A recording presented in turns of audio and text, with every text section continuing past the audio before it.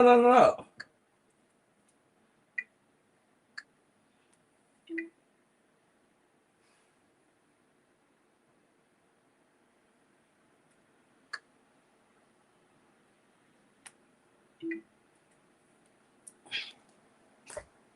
Fatima Iqbal Zubair, she cares about one thing, herself. Back. And her actions prove it. Fatima Iqbal Zubair says she's anti-war, but her husband makes big money working for a massive defense contractor, supplying weapons around the world. So where does all that money go? She and her husband spent $500,000 funding her previous campaigns, but didn't even pay their own property taxes and were 5 months delinquent, blatantly looking out for herself. That's Fatima Iqbal Zubair.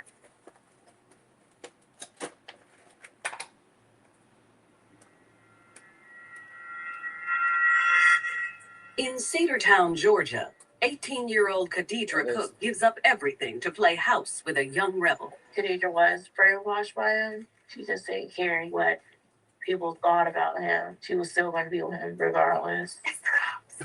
But when family and police threaten to break them up, Khadidra is forced out of her fantasy world into a brutal reality.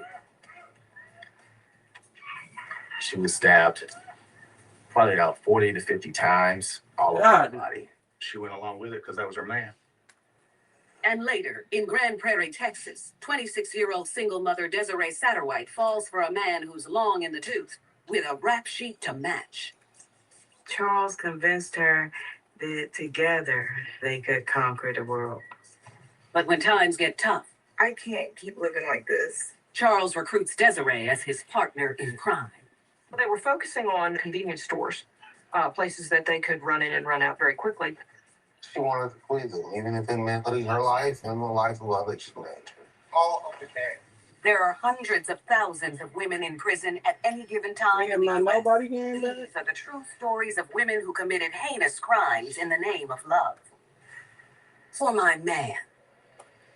In Marietta, Georgia, life for Khadidra Cook takes a turn for the better when, at the age of 4, she and her sister move in with their dad after their parents' divorce in the wake of a rocky relationship.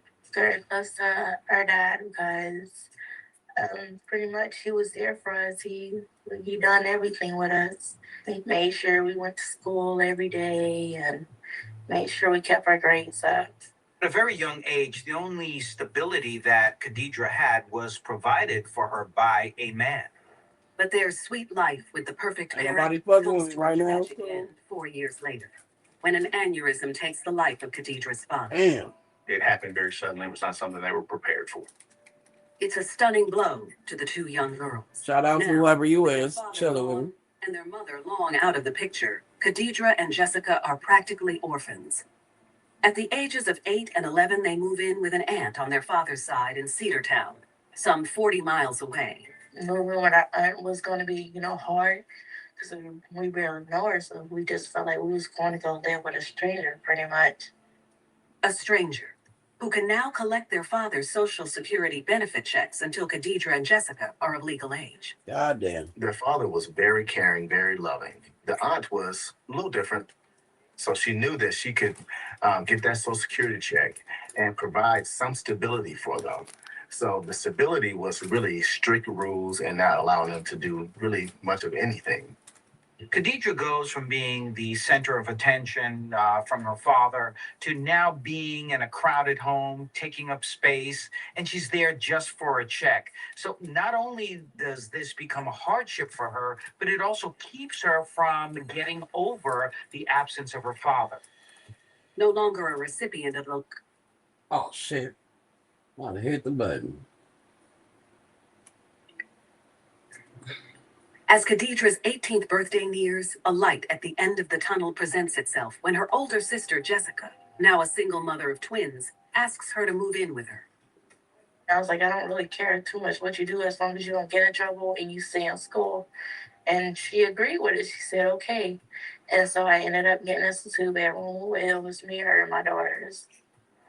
No longer What's the a deal, minor CeeLo? under What up, aunt's baby? guardianship, Khadidra is Nothing able been to watching stay this in shit high all school day. and Had to go pick my mama up from the $26 hospital. she now receives And stopped and from got her some father's food and Social shit. Security death benefit. And smoothies and like healthy Everything drinks was good at and first, shit. and then all of Came a back to the sudden, house.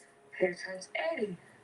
15-year-old Eddie Lee Clark is a boy with a reputation that exceeds his years. He was someone that the neighborhood knew who he was, the girls knew who he was, the adults knew who he was, and the police knew who he was.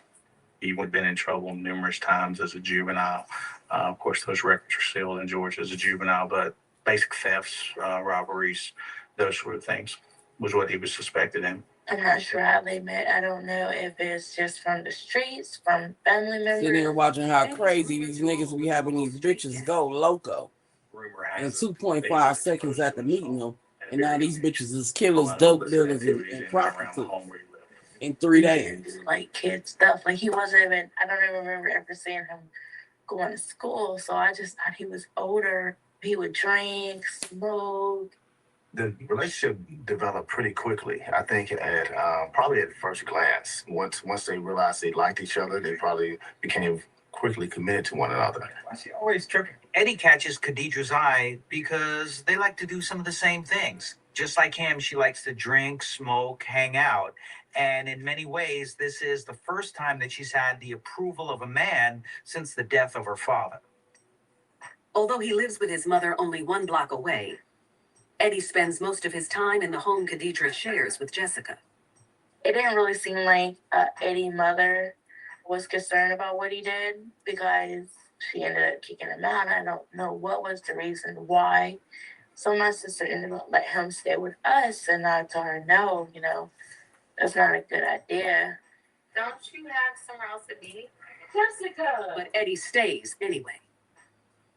Although Khadidra's only known Eddie a few weeks, having him around causes everything else in her life to fall by the wayside. Even school. Yeah, this would pick her crazy ass up. She in there. She home. Thank God she home. Eddie was too young, and Khadidra pretty much subsisted on the money from her father's death. This was the first time a boy really bonded with her to the extent that she lost sight of self, ignored school, ignored family, ignored everything.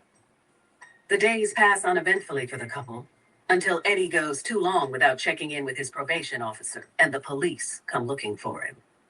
He had violated probation, and I believe his mother said, yeah, this is where I last saw him, and pointed towards Khadidra's house. Well, he's actually in violation of his probation. But Eddie isn't at Khadidra's house, and neither is Khadidra.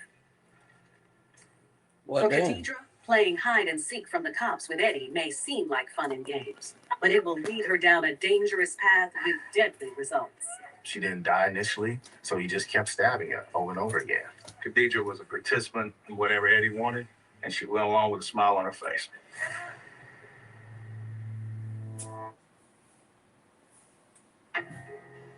In Cedartown, Georgia, 18-year-old Khadidra Cook is hiding out with her 15-year-old boyfriend, Eddie Clark, wanted for violating his probation. Eddie had a juvenile record. I think his mom reported him running away from home. With eyes and ears on the street, Eddie gets word that the police are looking for him. Khadidra and Eddie kind of went on lamb for a few days. They were staying in an abandoned home in the same area where they could see the activities, the comings and goings. The young lovers return to the apartment Khadidra shares with her sister once they think the coast is clear. Which that wasn't the case, and police came and picked him up. What up, Ashley? And sent my sister to jail. Khadidra's done nothing wrong, but she's already lost one man in her life, and she's not going to lose another, so she's going to go along with whatever he says. The next morning, she is released, under the provision that she can no longer have any unrelated minors in her Girl, home. watching these crazy ass motherfucking bitches. It was simply, they don't do this again. You're harboring this guy. We could lock you up. Life returns to normal for the Cook sisters for about a week. Until Eddie is released from juvenile detention sporting an ankle monitor. She still hung with Eddie, and that's when I just call it quits. I was just like, I can't do it because I'm not going to go to jail behind him, or I'm not getting my kids taken away. The police said he's not allowed to be here. With Eddie, Khadidra sees the us versus them mentality by being with him. So when Jessica gives her this ultimatum, it goes exactly the way that one would expect. You're gonna regret this. 4 months after moving in with her sister, Khadijah uses her monthly death benefit payment to move into her own place and quickly blows through the money. She gets her check, which is $846. Rent is actually $300. And she also had to pay for utilities. She had to pay to cut on water and gas for the first time. Within 4 days, all $846 of it is gone. Khadijah's bitch is playing only house, but the $846. reality is that she's never been on her own. She's never had a job. She doesn't even know how I to don't know. handle money. She's just going through the That's the paces. one from the old house. Eddie's only 15. One we had in the living room. So really, these Yo, are you brought it just over here, youngsters playing the role of adults, and they're really not prepared for what it means to be an adult, to be on your own. This is the last of it. To make matters worse, Eddie has secretly moved in and has also cut off his ankle monitor, alerting Stupid. the authorities who are now looking for him.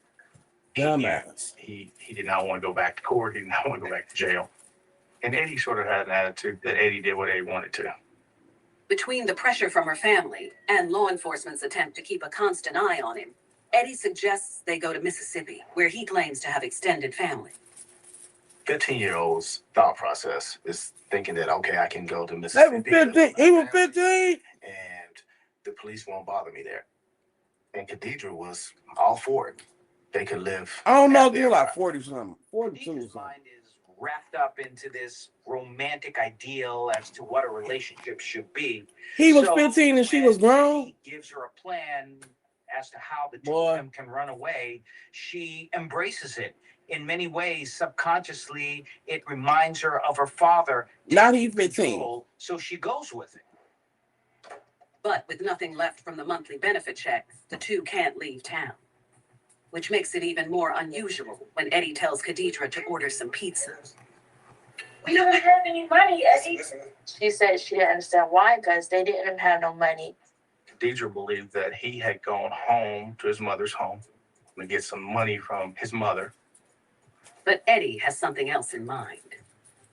Half an hour after Khadijah calls in the order, 27-year-old Elizabeth Hutchison arrives with the pizza.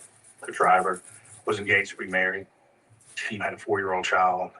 She had taken this job just simply as a way to make a little extra money. Khadijah's in the kitchen. First thing she really heard was the doorbell, and then Eddie answering the door and stating to the pizza delivery person, she's in the back. Where'd you say she was? And all of a sudden, Khadijah hears a scream. Khadijah rushes towards the sound, and what happens next shocks her to her core. She sees Mr. Clark stabbing and hitting the pizza delivery driver. All this shit over a pizza. He used two different knives. One knife was a pocket knife that he always carried around, and then the other knife was a kitchen knife that he probably just saw sitting around and just picked up. And he proceeded to keep stabbing and stabbing and stabbing. Ain't she? We gotta go.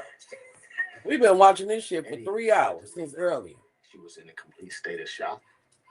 Her ability to really understand what's going on is pretty much gone at that point. She's sort of in a fight, flight, or freeze mode. The two disappear into the night. They got away with less than $30. Moments after Khadijah and Eddie flee, a Cedartown police officer arrives on the scene after hearing her agonizing screams during a routine traffic stop up the street. I just heard some suspicious activity. So the police show up and see Elizabeth there being a pool of blood. And they talk to her. I think she's saying something. She gives a description of both Khadijah and Eddie. She's gone. It is the last thing Elizabeth Hutchison will ever say. She expired there at the house. And now Khadijah and Eddie are on the run for a lot more than a parole violation. They're wanted for murder. The night of the murder, I had got a call from the friend that I was staying with. She ended up calling me, and she said, police are down here at your sister's house. They're saying that she killed someone. My heart dropped, and I just dropped to my knees when I just cried because I said, this can't be happening. And later, in Grand Prairie, Texas, 26-year-old Desiree Satterwhite falls for the charms of an older man with a violent past. He had a significant number of theft, firearms violations, burglary, and aggravated robbery. And when he returns to his criminal ways, Desiree is more than eager to go along with him. Charles introduced Desiree to what he used to do and talked about how they could do it together. I swear to God, I ain't never been in love. Rent day with split pay is All 'cause just he the broke. day. Broke nigga is a bitch Go with the downfall. flow. Groceries, coffee, flowers after work. Didn't even check my bank. Cause what in the fuck? With split pay, I paid half my rent today. The rest with my next paycheck. What happened to just robbing a piece of lady? They don't even know. You done beat the bitch with a golf club, then stabbed her up. Like, for what reason? Who want to eat a piece after seeing all that damn blood? Bitch, I wouldn't want nothing with marinara sauce on it after that. The fuck? In Cedartown, Georgia, teen couple Khadijah Cook and Eddie Clark are on the lam after police link them to the murder of a pizza delivery woman. And it was pretty easy to connect them. Khadijah called from her house. The lease was in her name. And Exactly. everyone there in the town knew that Eddie and Khadijah were always together. Everybody started calling me. They was like, "Do you know where your sister at?" I'm like, "No, like I'm looking for her. Like I just found out. Like what's going on?" It really just hurt. Khadijah and Eddie frantically call friends, looking for a place to hide out, but no one wants to get involved. Exactly. Most of their friends had their own stuff going on. It may be legal or illegal. They didn't want the police finding out what they were doing. With nowhere to go, Khadijah and Eddie spend the night in yet another abandoned house, and then are spotted the next morning a mile from the crime scene. As word of their capture gets out, family and friends are in shock. I wanted to think the best, well, maybe, she wasn't there. But I was like, no, then if she wasn't there, then how she ended up with Eddie and why are they running? Once in custody, Khadijah and Eddie are separated, and Khadijah pleads ignorance. Khadijah says that I didn't know what was going on. I just Girl, you going to jail. Place. That's all that I really know. She was acting pretty confused, hoping that What up, everything Jay? would go away and there would be no other questions asked. But that wasn't the case. She had no idea what they'd done. She had no idea the severity. Girl, you going to jail. With me about the possibility of a bond. And my comment to her was that, in fact, Georgia still had a death penalty, and this could, in fact, be a death penalty case. Exactly. She should be concerned with what sort of sentence she could be facing. Khadijah is in denial. Yes, of course, she called for the pizza delivery, but she didn't rob the person herself. In her mind, she's not guilty of any kind of crime. Less than 48 hours after the murder of Elizabeth Hutchison, Khadijah and Eddie are both charged with aggravated assault, aggravated robbery. They ain't even get away for 48 She hours. ended up pleading to felony murder. She received life. When I went to go visit her, Look at her now. She just kept saying, like, how could I be so stupid? Everybody tried to tell me, look what type of situation I'm in. Although Eddie is a minor, the severity Look at it. enables him to be charged Bitch. as an adult, but without the possibility of a death sentence. Eddie also strikes a deal and pleads guilty. At the age of 17, he is sentenced to life with the possibility of parole after 50 years. The once enamored couple never communicates again. That love Look, that she had. all them niggas we've been looking at today look dusty as a motherfucker. Said that she was going to rot in jail. I believe if Eddie Clark hadn't been in her life, I don't believe she'd be sitting in prison. I think Khadijah Cook was simple with the ways of the world. And I think she had some growing up to do. And unfortunately, it happened way too fast, and now she's about to grow in prison. Khadijah is a very young woman, but she spent more time in jail than she actually spent in the relationship with Eddie. So one could imagine that the only thing she's concerned about right now is to how she's going to get through this prison sentence. She was older than him. Safe. How is she going to live her life? I wish she had never met him. Her life would have turned out totally different. Khadijah Cook will be served a minimum of 30 years before eligible for parole. Khadijah Cook sacrificed the unrestricted freedom of adulthood for the love of a teenage Oh, oaf. Khadijah, my bad. In Grand Prairie, Texas, What this Desiree crazy bitch do? Satterwhite will turn her back on the people who love her for the chance at happiness with an older man.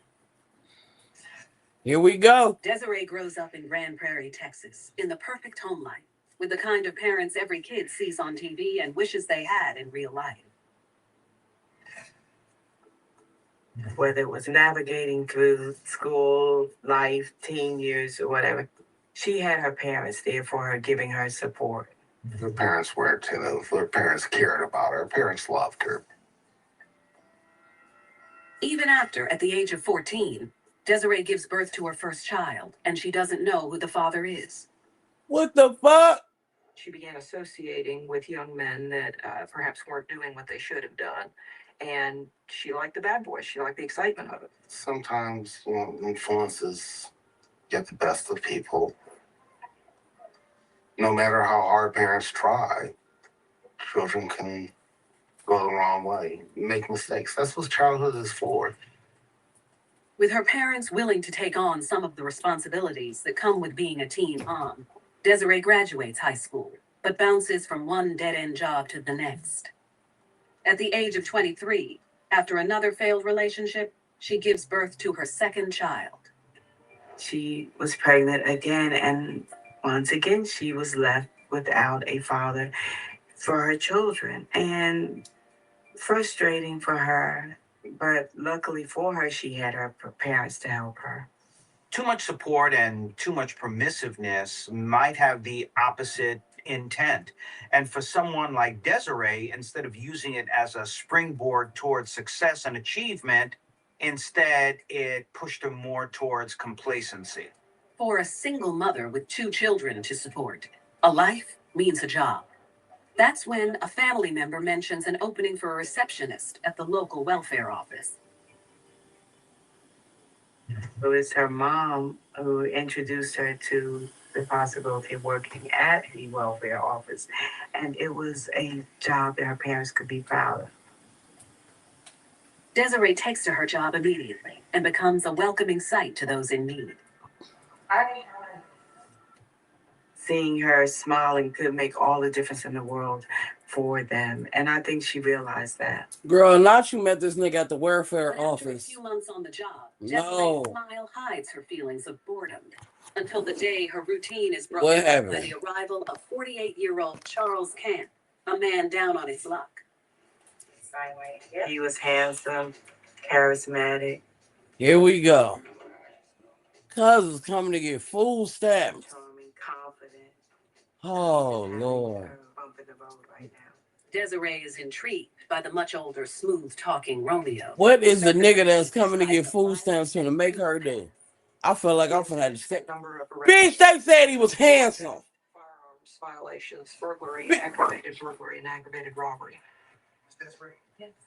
And after his most recent prison stint, the Kansas native has relocated to Grand Prairie in search of a fresh start. He was living with his sister, he had family here. So if he was seeking to leave the Kansas area, this would be a natural place to go. Oh my Once God. he meets Desiree, instead of a fresh start, he'll find a partner in crime. She was pumping him up as her Clyde, and he was pumping her up as his Bonnie. I ain't got this that bullshit. In Grand This that Prairie, bullshit, y'all. 26-year-old This nigga met her at the food stamp office. Come on, cuz. 28-year-old Charles And we got to be more careful, my nigga. unbeknownst to her, has a violent Look at this nigga. past. Charles was a career criminal. He committed a string of crimes. He had been in and out of jail all his life. Desiree came from a very good home. She had a very loving father. So to meet someone like Charles, who's an older man, she sees the best in him right away. She becomes like putty in his hands. Miss Desiree. None Several of them visits look later, like nothing. Charles starts looking forward to more than just his welfare checks. Charles knew what he wanted, and he saw it in Desiree. And so he started courting her at work. And he was persistent, and that was flattering to her. What are you doing? Just a few weeks in, the two begin a passionate affair, spending almost all of their time together at his sister's house where he's staying. After seeing Charles for almost a week, Desiree brings him home to meet her parents. Really? The meeting doesn't go as well as she hoped. Her mom, dad didn't understand and did not welcome Charles. I wouldn't have either. In her life. 48 was enough to give him pause and threw up a bunch of red flags for him. Desiree's parents really don't like Charles. They see him as a predator. After all, he comes from their generation. He's got a lot more experience than she does, and they know that she's really naive to the ways of the world. Over the next month, Desiree spent It's more and more bullshit time here. with Charles and less time at home.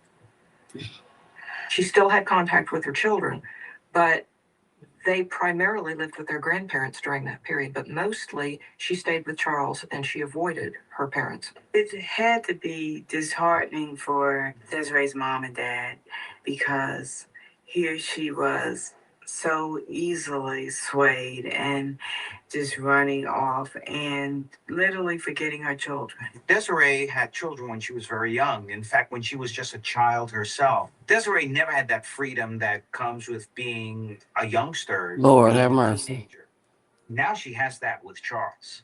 But she did have parents who tried to keep her on the right path, the path of responsibility. All seems well for the couple until cutbacks at the welfare office forced Desiree out of work. Girl. All of a sudden, she lost her job. They no longer needed her services. Okay, Ashley.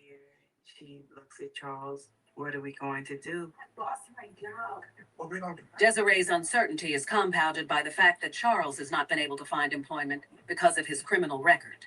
Charles, like so many others who are released from prison, oftentimes find themselves, they're going out searching for jobs. Girl. On the application, it asks that question, and that question is one that a lot of employees shy away from, and they will turn you away. And he was turned away. This shit is crazy. When Desiree's parents learn of their daughter's plight, they try to intervene.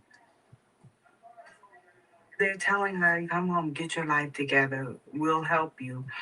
And that's not what Desiree wanted. Desiree, if it were a choice between choosing between Charles and the comfort of her parents' home, she would rather be with Charles. This bitch is crazy. Madly in love and not wanting to be a burden on either of their families any longer, the two take up residence in Desiree's car until they can figure something out. He got the bitch sleeping in the car. Living in a car, very uncomfortable. And it starts not only to wear on them individually, but wear on them as a couple. 2 nights later, Charles tells Desiree he thinks he has a solution. Okay. They've gotta eat. They gotta figure out a way to make some money, and it had to be pretty quick. He revealed information about the robberies, his past. I doubt that he told her about how lengthy his history. Look at that I don't motherfucker. think he was ever truly honest with her. Charles portrays himself to Desiree as a total victim of injustice, of society. Sort of like a Robin Hood type who robs from the rich and gives to the poor, but all in all doesn't really want to be involved in illegal activities, but has no choice. He's got to survive. And Desiree loves this man, is enthralled by him, and trusts him. Charles tells Desiree how he went about robbing small businesses and how it'd be a lot less dangerous to pull one off now if he had someone to scout the place out prior to him going in. Me? You want me to help you? He's pulling on her hard to get her to say, okay, I'm going to come in with you. And so perhaps she's willing to do what she has to do in order for him to successfully get through a robbery. With Desiree on board, there's only one more thing Charles needs. A A gun. gun.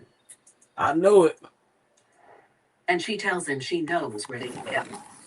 Desiree started injecting her thoughts and her ideas on how they could make this life of crime work, if you will. The next day, Desiree and Charles make a surprise visit to her parents' house. So she knew her mother had a gun, and she volunteered her mom's gun to be used as they committed their crimes. Desiree had only brought Charles to her parents' house 3 times. The last time she brought him over there, he stole the gun. Desiree and Charles think they found the solution to their problems, but they'll soon find out. If you play with fire, you're going to get burned. She had family and children and everything in the world to live for. And she disregarded that for, easy money. She put everything on the line for him.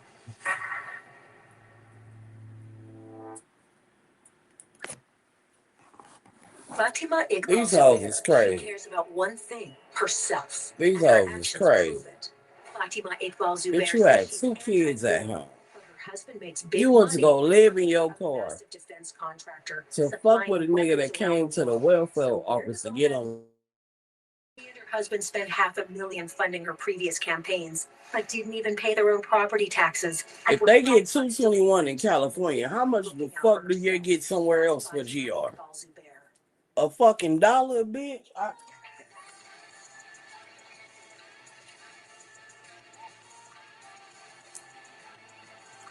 I don't know. I don't know what to think.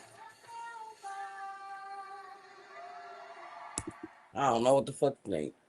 Looking to stand out in today's job market? Southern New Hampshire University can help with affordable career-focused grad programs like psychology, cybersecurity, and our MBA. You'll gain the skills employers are looking for. Love don't never find me like that. The fact that it was online, it was I'm good. I don't want Wherever it. your career takes you, your SNHU I'm degree straight. can help you reach your goals. There's always somebody there who can help you. You don't have to do it alone. I really mean that too. Visit snhu.edu today to get started. incredible scenes on 42nd Street, Bob. Next year, I'm outside the building. A special unit has just arrived. The city has come to a complete standstill, Bob. Everything rides on this robot jet. Well, I said, Impossible.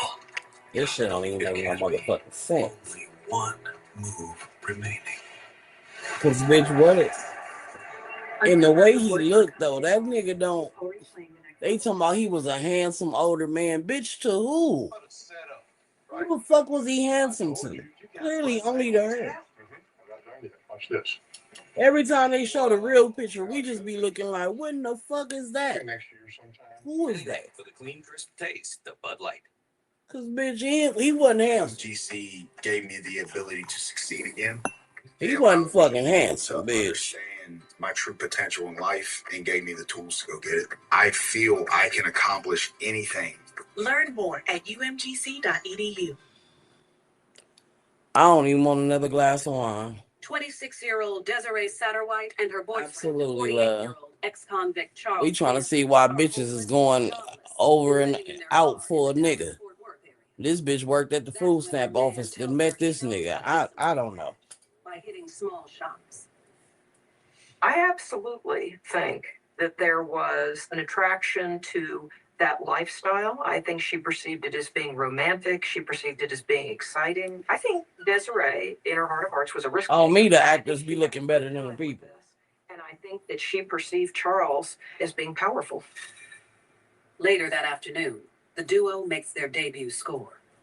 The first location that they went to, that we have evidence of, was a sandwich shop in the city of Fort Worth on Maurice Avenue. Oh, Lord. It was located in a strip mall. Bitch, a sandwich shop. Takes the place out. Kind of slow today. Talk to the clerk, maybe look around, come back out. Tell them how many people were inside. She's seen that no one's here. There are no customers. And so, he goes into the store, and while he doesn't fire the firearm, he does brandish it and demand all the money. For 20 minutes till I'm long gone. The clerk hands over the cash and the robbery goes off without a hitch. Desiree and Charles flee with their take, a little over $100. Oh, my God. Bitch, $100? Hiring the hog at all. They had enough money at the end of the day to get a room and some food and gas. You would think that maybe they went out and partied and had a good time. And actually, they took care of business. They wanted to eat. And They paid the car insurance. It was their home. They needed to have it secured, but that money was gone. It wasn't much, so it was gone quickly, and they needed to come up with more. And there you start hatching the plans for more robberies, more victims. A fantasy the two turn into a reality in and around the greater Dallas-Fort Worth area several more times. Desiree had an opportunity to make the right decision. She could have gone home to her parents and to her children in a normal life. But instead, she decided to stay there and abet that particular situation. Most likely because it was for her love for Charles, and just as important, the fact that this was so exciting. It brought a new meaning to her life. Bitch, what was exciting about robbing a sandwich shop? And an occasional Damn. And this is the big payoff. This is a reward for all the work that they've done, all the crimes that they've committed thus far, just to be able to sleep in bed. Over the next 6 days, Charles and Desiree keep their heists going. They were spacing them out geographically as they committed more offenses. I'm not positive even that we know all of the offenses they committed. I think Desiree and Charles believed as long as they kept going to different jurisdictions and doing robberies in different cities, that they could keep hopscotching their way across Like, Texas. what the and that fuck? way they could roam around. And the more places they rob, the more it becomes equal part necessity and equal part thrill. You got the idea that they felt invincible and that they were feeding off of one another's energy. Desiree saw this man as her knight in shining armor, and she was his ride or die chick. Desiree and Charles are caught up in their own world, in their own fantasy, in their own reality. For them, it's day-to-day, robbery by robbery. Then 11 days into their spree, Desiree and Charles are so desperate for cash, they return to the scene of their first crime, to rob another store a few doors down. And that turned out to be a mistake for them. It put them in a location where people could compare notes and identify them. In addition, the new location is also a lot more high-tech than the first one. That store had a beautiful video surveillance system. So when they left the store, we had wonderful video footage of their faces in Desiree's car. Desiree and Charles don't know it, but their images have made their way across all the local jurisdictions, and a manhunt ensues. The police were working together once they determined that there was a pattern here. And when Desiree and Charles try their luck in Dallas, their luck will finally run out. When they were stopped by the police, the firearm that was used to commit the offenses was in the car. She and Charles were in this together. They quickly reached a point of no return.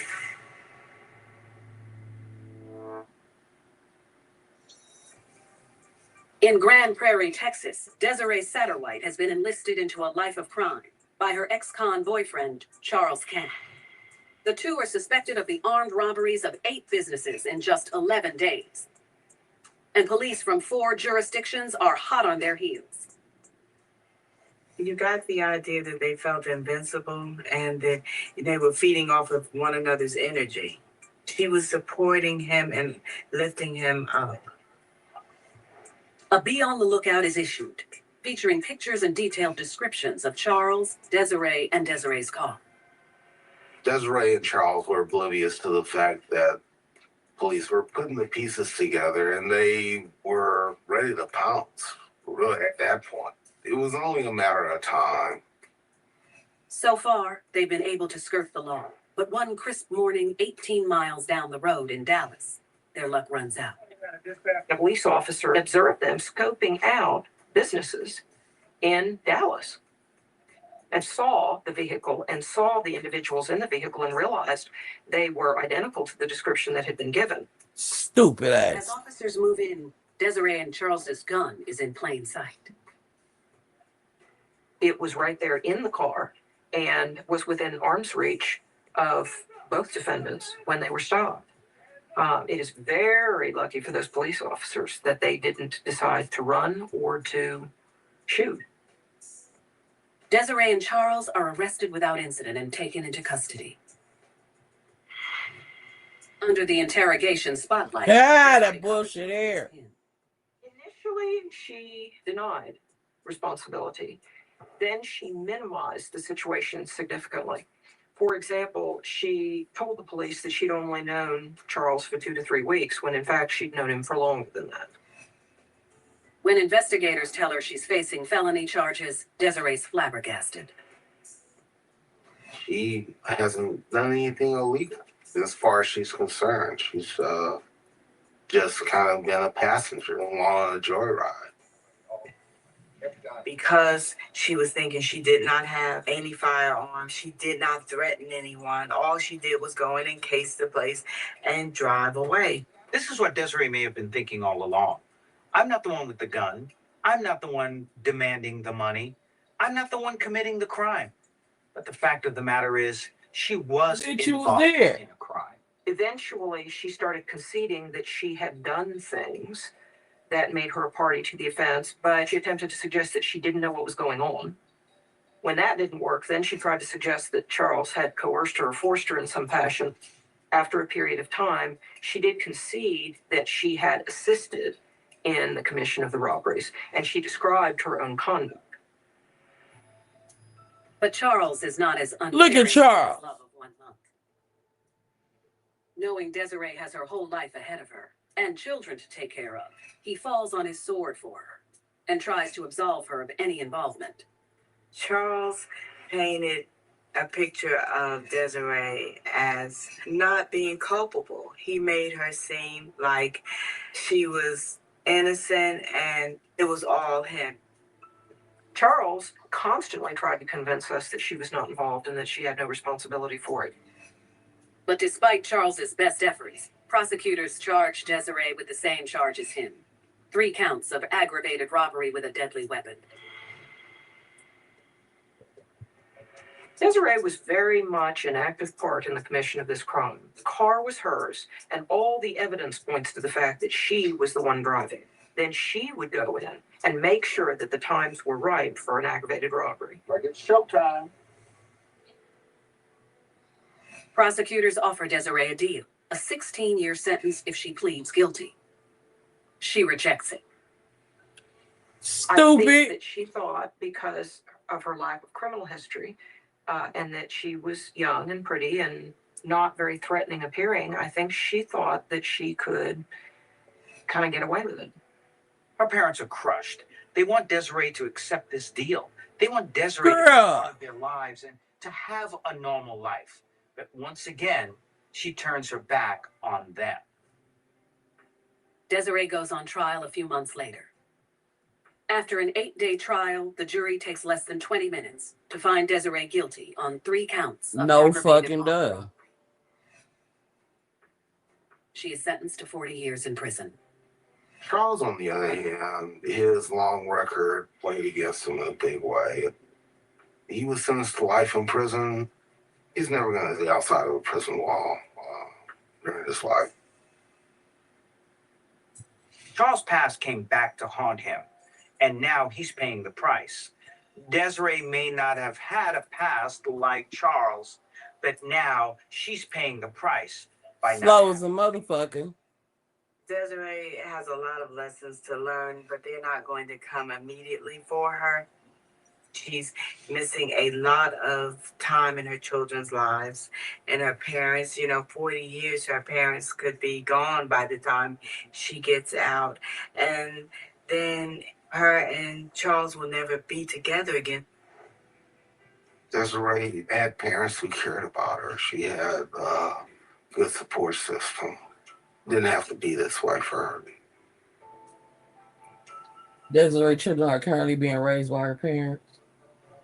By the time she is first eligible for parole, she will be 47 years old. Boy. I don't know what's up with these hoes. Baby, I never want to be this in love. Shit. Fatima Iqbal Zubair, she cares about one thing, herself, and her actions prove it. Fatima Iqbal Zubair says she's anti-war. Her husband makes big money working for a massive defense contractor, supplying weapons around the world. So where does all that money go? She and her husband spent $500,000 funding her previous campaigns, but didn't even pay their own property taxes and were 5 months delinquent, blatantly looking out for herself. That's Fatima Iqbal Zubair.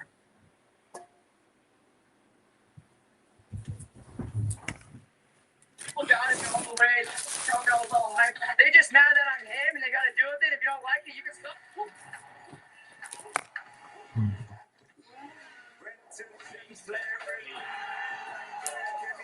One of the things that makes me most proud is they did things. Let's see what this silly bitches just did. I like to Hardhead should have listened to her family. Exactly.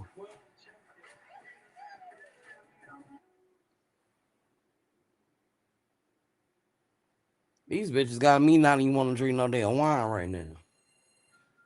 Mississippi single mom Olivia Walker thinks she finally has her life balanced out. Another bitch with kids. A man who's quick to write a check she's all too willing to cash. He's very confident, very sure of himself. And when she invests more than just her heart, her new man quickly goes for broke. She wanted to make Kenyatta happy, but things just went completely wrong. Olivia went out on a limb. Her children, everything. She jeopardized that. All for this man. And later, Girl. across the globe in Bali, Indonesia, Heather Mack has been handed the world on a platter. She had the silver spoon in her mouth and received any and everything as an only child. But Heather wants more than love and attention. She wants it all. Heather would not stop till she got access to her mother's money. It's kind of like, I'm going to do it for my man. I'm going to make our life right for him. There are hundreds of thousands of women in prison at any given time in the U.S. Girl. These are the true stories of women who committed heinous crimes in the name of love.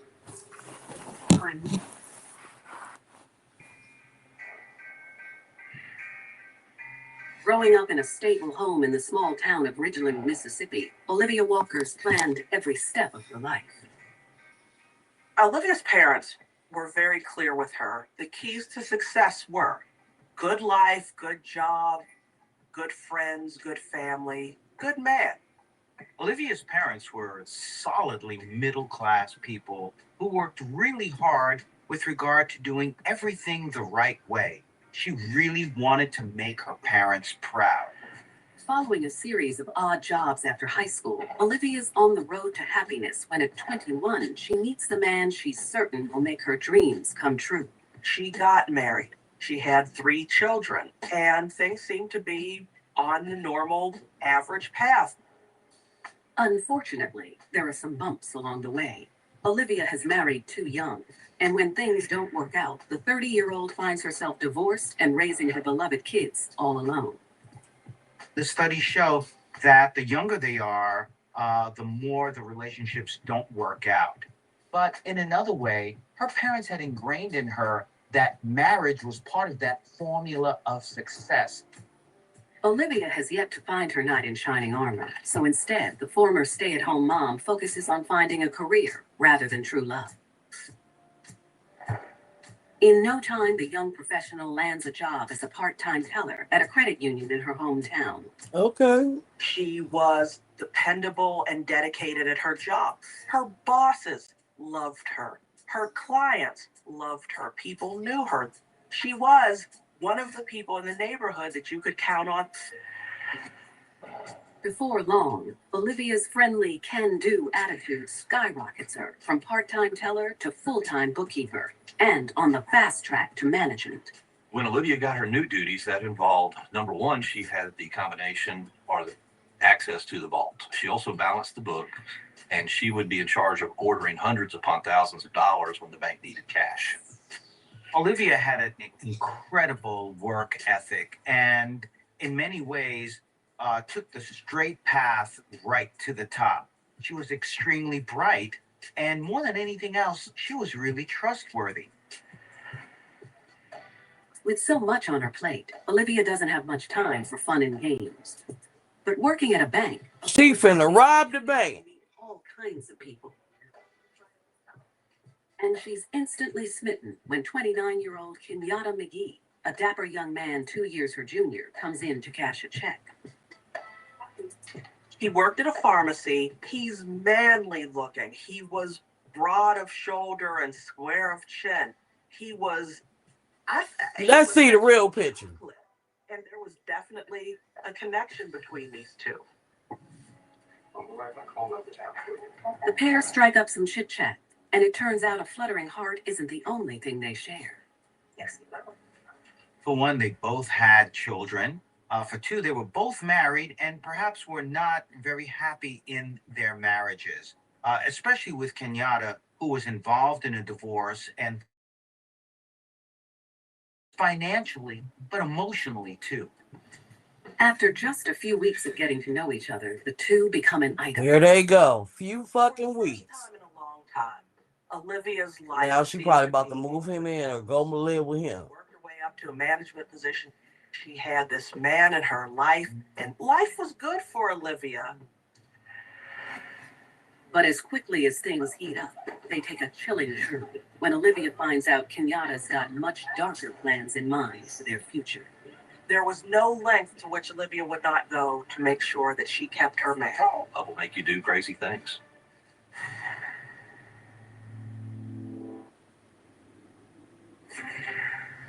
In Richland, Mississippi, 31-year-old Olivia Walker has finally found the man of her dreams in Kenyatta McGee. Olivia and Kenyatta had a lot in common. He charmed his way right into her heart. She didn't know, though, that Kenyatta had a dark side. Kenyatta had a criminal history. He had a criminal record. He had served time for a felony as well as some minor drug charges. Had Olivia known about Kenyatta's priors, she wouldn't have given him the time. Well, wait a minute now. Kenyatta don't look too bad. And in just 3 months of dating, Olivia has only seen... Now, Kenyatta don't look too bad. He's done almost anything to keep her man happy. And when he shares with Olivia a secret about his bank account, her loyalty is put to the ultimate test. Really broke right now. I'm down and out. Kenyatta confides to Olivia that his upcoming divorce is just bleeding him dry. And he's really struggling financially because of it. Olivia is sympathetic, and she feels that this is something that she can really empathize with him about. We can both start new lives. But her wheels really start spinning when Kenyatta hints at the unthinkable, claiming a quick payday would give them a clean slate. Kenyatta then suggests that, well, perhaps Olivia should get money from the bank that Olivia works at. Bitch, not the job. I knew it. It sounds like this would be a victimless crime. Nobody would be injured.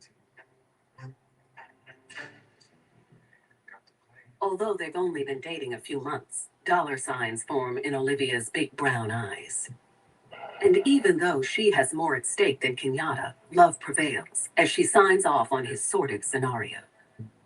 She had 3 children to consider. She had her reputation in the community to consider. Olivia's not interested in turning to a life of crime, but Olivia is interested in Kenyatta. This bitch is crazy. Got her on the hook. It's not unusual for someone to commit a horrible crime, even though they don't have a criminal history or a criminal past, and they'll do it out of love. On a steamy September afternoon, Olivia gives Kenyatta the code to the bank's back door, and he calls his cousin, who agrees to act as a getaway driver. With the arrangements made, they put their plan into place. On this particular Tuesday, Olivia was scheduled to close with an employee that she had herself had trained. Around 6 o'clock, the women count their drawers and exchange friendly conversation. Meanwhile, Olivia slyly heads to the drive-thru window to cue Kenyatta, who's hiding outside. The signal for Kenyatta to come in was when Olivia opened the blinds. So once she opened the blinds, at that point, Kenyatta exited the vehicle and went and used the code and entered the bank. The women make their way to the vault to balance the nightly books. That's when a masked Kenyatta sees his opportunity to strike as Olivia gets herself ready to take center stage. Give it a go! He surprised them and forced them to the ground. Olivia became hysterical, started screaming and screaming, and the robber at that point put duct tape over Olivia's mouth to keep her quiet. Stacy was definitely afraid for her life. Kenyatta pulls some handcuffs from his toolbox and hog-ties Stacy. As they rehearsed earlier, he then turns his attention to Olivia. Olivia is handcuffed in a similar fashion. However, he left one of her hands free so she can manipulate the vault doors. With the women secure, he pulls out a can of spray paint and blinds each security camera with a coat of lacquer. They planned this out to the most intricate details. You could almost say that they were obsessive compulsive in the way they just put every single thing together. Go right now. After some aggressive play acting, Olivia gives up the digits to the vault. Once inside, Kenyatta marvels at the stacks of cash piled high above his head. The denominations were 20s, 10s, 5s, and 100s. He had brought along with him in his box of tools large garbage bags, the kind that people would use to put leaves in if they were raking their yard. All right now. He then hurries through the same door in which he entered, where his getaway driver has been waiting. After Kenyatta left the bank, Olivia had to continue with the act. She had to continue screaming. She had to continue crying. She had to continue to look like a victim. She also knew she had to give Kenyatta enough time to get out of the city. So she took her time composing herself before she dialed 911.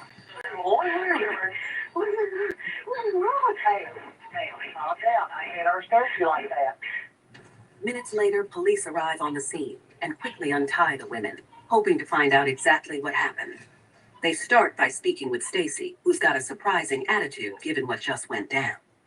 When Stacy was interviewed, of course, she was scared, she was rattled, but she had a calm demeanor about her and was able to give a nice statement. Olivia, on the other hand, is a basket case. Even though this was a traumatic experience, I believe Olivia's reaction to it was a little bit exaggerated. It was just completely unnatural. At that point, we decided that it wouldn't be a good idea to try to talk to her that night, and we need to talk to her on a separate day. Officers tell Olivia to go home and get some rest, but instead she immediately makes her way to Kenyatta's place, just outside the city limits, where her man is waiting anxiously with their haul. There was more money in these bags than either of them had ever seen and would ever see again. And that had to be an amazing rush for them both. Given her effortless leap from everyday bank teller to bank robber, there's no limit to what Olivia might be capable of with Kenyatta by her side. Okay, all right now. If we do this, we'll live to be cliche happily ever after. After this heist, there was no telling what Olivia would be willing to do next. And later, in Bali, Indonesia, Heather Mack will also learn that listening to a smooth talker... She gonna be the last stupid bitch this gonna be our last one. I just want to just come back and finish our little season out. It's kind of like, I'm going to do it for my man. You know, I'm going to make our life. I'm gonna lay my ass down because I do gotta go to work.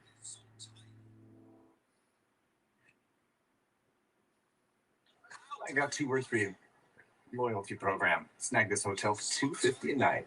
You didn't check Trivago? I got it for $155. Yo, Benny, this guy didn't check Trivago. Oh, you have to check Trivago. Look, on Trivago, you can compare prices from multiple different sites and loyalty programs and prices from hotel websites. Same hotel, $100 less. 2 words. Check Trivago. Benny! Check Trivago to compare prices and save up to 40%. Hotel? Trivago.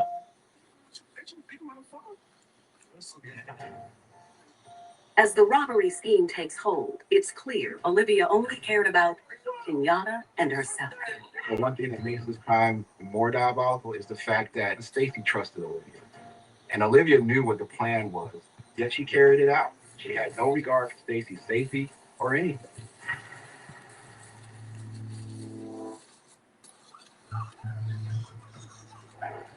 Following a brazen $1.3 million bank heist in Richland, Mississippi, Olivia Walker and her boyfriend Kenyatta McGee think they're in the clear. When Olivia and Kenyatta are counting all this money, they were probably on cloud nine. Back at the crime scene, police have a feeling it's an inside job. It's either an employee or a former employee has some involvement, especially when they have a code to enter the building. And when detectives unearth some evidence that points to Olivia just a few hours after the robbery, it puts them hot on her trail. As we were going through the evidence, analyzing the evidence, one thing stood out about the handcuffs that were used to secure Olivia and Stacy. The release was a lever as opposed to a keyhole. So we knew at that point that they weren't real, that they were some form of novelty handcuffs. We began to wonder, where could these be sold? A quick online search leads detectives to a local party supply store where they discover a stock of the same imitation handcuffs. Stupid bitch. As they comb through the shop's surveillance video, they find something that confirms their suspicions. We observed the female that resembled the dumbass. She was with 3 small children and an unidentified male wearing a white t-shirt and dark colored pants. Our next move was to confront her with the evidence. 24 hours after the heist, Olivia arrives at the police station to give her statement. We didn't play all of our hand at once. We eased her into it. Once she admitted that she did go shopping, we then hit her with the video. What is good? You end up with handcuffs on you, and you purchased the handcuffs. And at that point, Olivia began to break down a little bit. She began to cry. She began to become uncooperative. She had played the role of innocent victim and had the crocodile tears. At the end of the line, she, in fact, was just as manipulative in committing this crime as Kenyatta was. She knew the jig was up. Even though Olivia refuses to come clean, police have enough to formally charge her.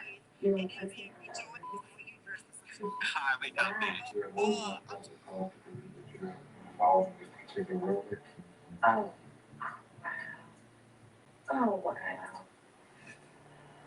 In the face of jail time, Olivia will only give up her accomplice's name, but no information on his whereabouts. The former teller has no intention of leading police right to her man's doorstep. Her love runs too deep, and if she can't be happy, at least he might have a shot. He asked her to do this thing, and she was going to see it through because he was her man, and she was going to stand by him and do her best so that he didn't have to suffer for the fact that the heist went wrong. Olivia was protecting Kenyatta by not coming clean, saving herself, maybe doing less jail time. Again, as we see so many times. This bitch. In the name of love. Girl, it's a wrap. Fortunately, when police do Girl, don't be in there rocking and shaking now. They learn all they need to know about Kenyatta and his relationship with Olivia. And when they pull his old mugshot... Kenyatta kind of cute, though. We compared that mugshot to the image on the video and knew that we had a match. After searching all the addresses linked to Kenyatta, they track him down just 6 days after the robbery. He's nabbed nearly 400 miles away in Gainesville, Georgia, at his ex-wife's house, the very wife he was complaining to Olivia about. He had all the cash with him, except $100,000. There was no indication that his wife knew what was going on. The evidence seems to show that he showed with the bags and the money. In fact, she made him sleep on the couch. That's how they found him. Nigga. I found it very ironic that we would find Why would you in Georgia with his ex-wife because Kenyatta had you ain't have her go put up none of the money with the money that they had secured from the bank robbery. Olivia was going to be his princess and he was going to be her prince. Even though he refuses to come clean, Kenyatta is arrested and charged with robbery, conspiracy to commit robbery, and kidnapping. And when they go back to Olivia and mention where her so-called boyfriend was found, she flips.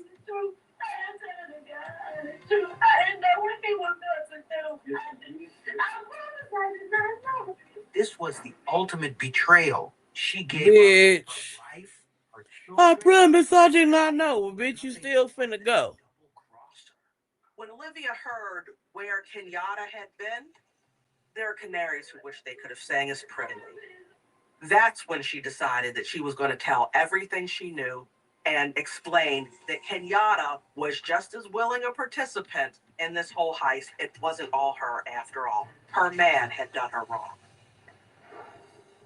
With a mountain of evidence against him, Kenyatta pleads guilty to robbery, conspiracy, and kidnapping. He's sentenced to 50 years in prison, with the final 15 years suspended. Olivia also pleads guilty to robbery and conspiracy and is given 15 years behind bars. During her stint in prison, Olivia has shown remorse for her actions. And those who know her best realize this isn't the real Olivia. Yes, it is. Of love there is. Just because you love someone does not mean they'll love you. It's clear that Olivia. Bitch, I've been saying that. Who was manipulating her. And Olivia. He the only one look kind of cute, though. He the only one. She wasn't remorseful the night that she watched Stacy get hogtied and shoved around. She wasn't remorseful at the time she came into the station and continued to lie to the detective.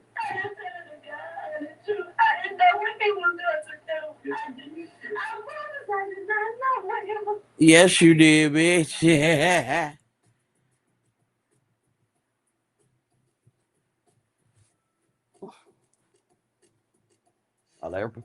Olivia Walker's dreams of making a quick buck with her man forced her down a dark path from which there's no Girl. Overseas These in Bali, Indonesia, bitches is crazy. also proves that love and greed make for a deadly combination. Heather Mack, Lord have mercy, what this bitch done did. Heather Mack has it all. I be trying to turn it off, but I can't turn it off. Heather and her family were from Oak Park, which is a pretty prominent and sleepy suburb here outside of Chicago. As a child, she always had a solid relationship with her mother, Sheila. But it's her daddy, James, who makes her heart sing. Heather's father was a well-known jazz composer, and he had made a good bit of money just from his compositions and from his musical career. She adored him. He was everything to her. Her entire life revolved around him. He'd be at the piano, and he'd have his little girl right next to him seated on the piano. She ain't just no little girl no more. What he was doing. This bitch is on TV. With enough wealth This and bitch is potential to grown. last a lifetime, Heather's future is full of possibilities. Let's go and see what she done did. But it all comes to a screeching halt on Goddamn. a picture-perfect August Sunday when she's just 11. James died while they were in Athens, Greece. He was walking through a hotel and suffered from a heart attack and just died instantly. Damn. In just 5th grade, Heather isn't emotionally ready to handle life without the one person she loved most in this world. With Heather being Daddy's girl, that was extremely traumatic for her. When a young child loses a parent, first of all, they're alone, they're scared, it's hard for them to trust other people, and therefore their maturation becomes completely skewed. Fortunately, he left behind a large estate for his family to get by. When James Mack died, he left his She daughter. finna let old bum ass nigga come fuck her life up. Watch. The money becomes rightfully Heather's when she turns 30 and will leave her set for life. But until then, moving on without James is harder than either she or her mother could have imagined. Heather's relationship with her mother following the death of her father immediately started to unravel, started to deteriorate. She got a white mother and a black daddy. I expect that. Decides to trash some of James's things, including his original sheet music. The fuck? Busy. I mean, the house was enormous and it had tons of stuff. So she just said, I'm going to throw it away. It kind of gave this image to Heather that, okay, he's not here anymore, just, get rid of him. It's disposable. Your father is disposable. This was the ultimate slap. Not that. That's some cold shit. Tossing out his possessions, she was tossing out the most important memories Shit to him is music. about her father. And this caused Heather to really act out. There were conflicts about whether Heather was attending school, whether she was taking school seriously, and that Heather wasn't taking instructions from her mother. But the real damage from James's untimely passing won't be felt for many years to come, when Heather puts a new man at the center of her world. Heather was always trying to irritate Sheila. Always. Association with this guy raised the ante. You need to have some more respect, young lady. She's doing it for her man. It's all in the name of standing by your boyfriend. We already knew it. You shopped online and got a sweater. A tight, itchy, ugly sweater. Now you have regrets. She probably finna kill her mama. Cerritos Auto Square is the only place in And take all the money. and test drive vehicles from This was probably what she about to do. She probably about to kill her mama. Visit Cerritos Auto And her and her man go spend the money, but they probably ain't gonna never get to spend the money. They probably go get cracked in the first or second day.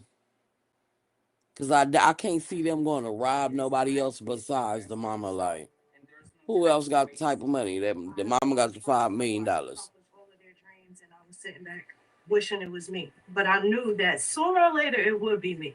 You're gonna do something with your time. If How much y'all want to bet? Choice to go to school, you can do it. Y'all think she gonna kill her mama, or they gonna kill somebody else? I think it's gonna be the mama. We gonna see though. But baby, this shit is crazy. This shit got me in the choke up. I just want to say thank you, Lord, for never ever letting me fall in love.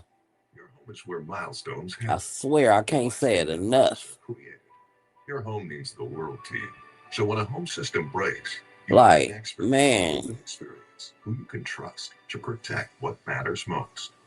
HomeServe. We're in the happy home business. This shit right here, some more.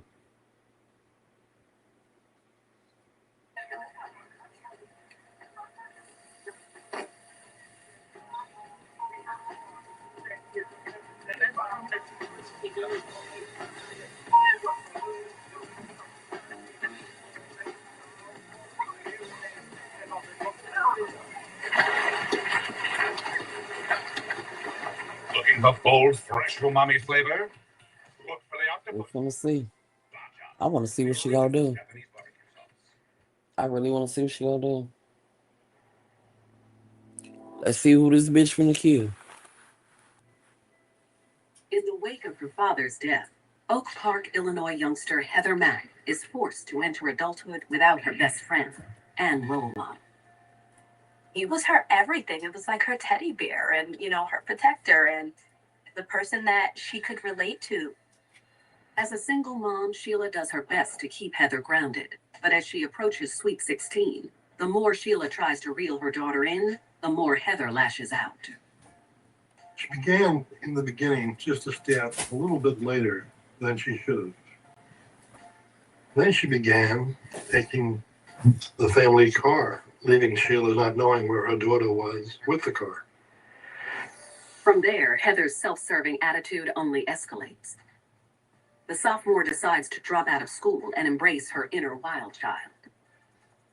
Oh, wow. Fun, looking to use drugs, looking to... Nah, the weed is that. Weed and cocaine, they doing primo? And before long, Heather brings her nasty side home. There was Oh, wow. a lot of chaos within that household. The police were called there 86 times in order to resolve disputes or take police reports because she was missing or deal with some type of conflict. 86 fucking times. She was on the verge of tears. 86 times. My daughter's just going crazy. She's hitting me. She told me Heather broke her up, pushed her down the stairs. Bitch, I'd have beat the fuck out of Heather. Girl. She searches for the one thing missing in her world, love. And she finds it at the center of her clique in unemployed 21-year-old Tommy Schaefer. The second she lays eyes on Mr. Tall and Handsome, her life changes forever. I'd have beat the shit out of Heather. These hearts and Cupid are like flying all around, and it's like this kind of love at first sight. Tommy was physically in shape, really nice on the eyes, and kind of your bitch on who eyes? Heather is so head over heels she doesn't care that Tommy's currently on probation for his dark past. Tommy was convicted on an assault charge.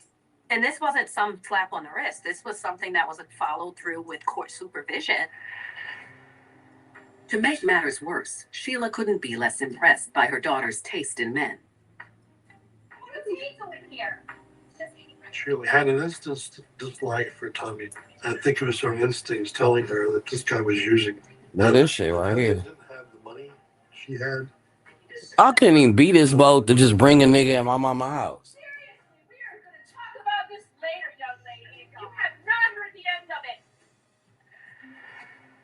After just a few short months of dating, the new couple are madly in love. But the real trouble is born when Heather starts shopping for onesies.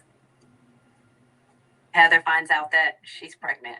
And looking at it from Sheila's perspective, it's kind of like there's no getting rid of this situation. There's no outgrowing this. This is true. You have a baby with an individual, they're in your life forever.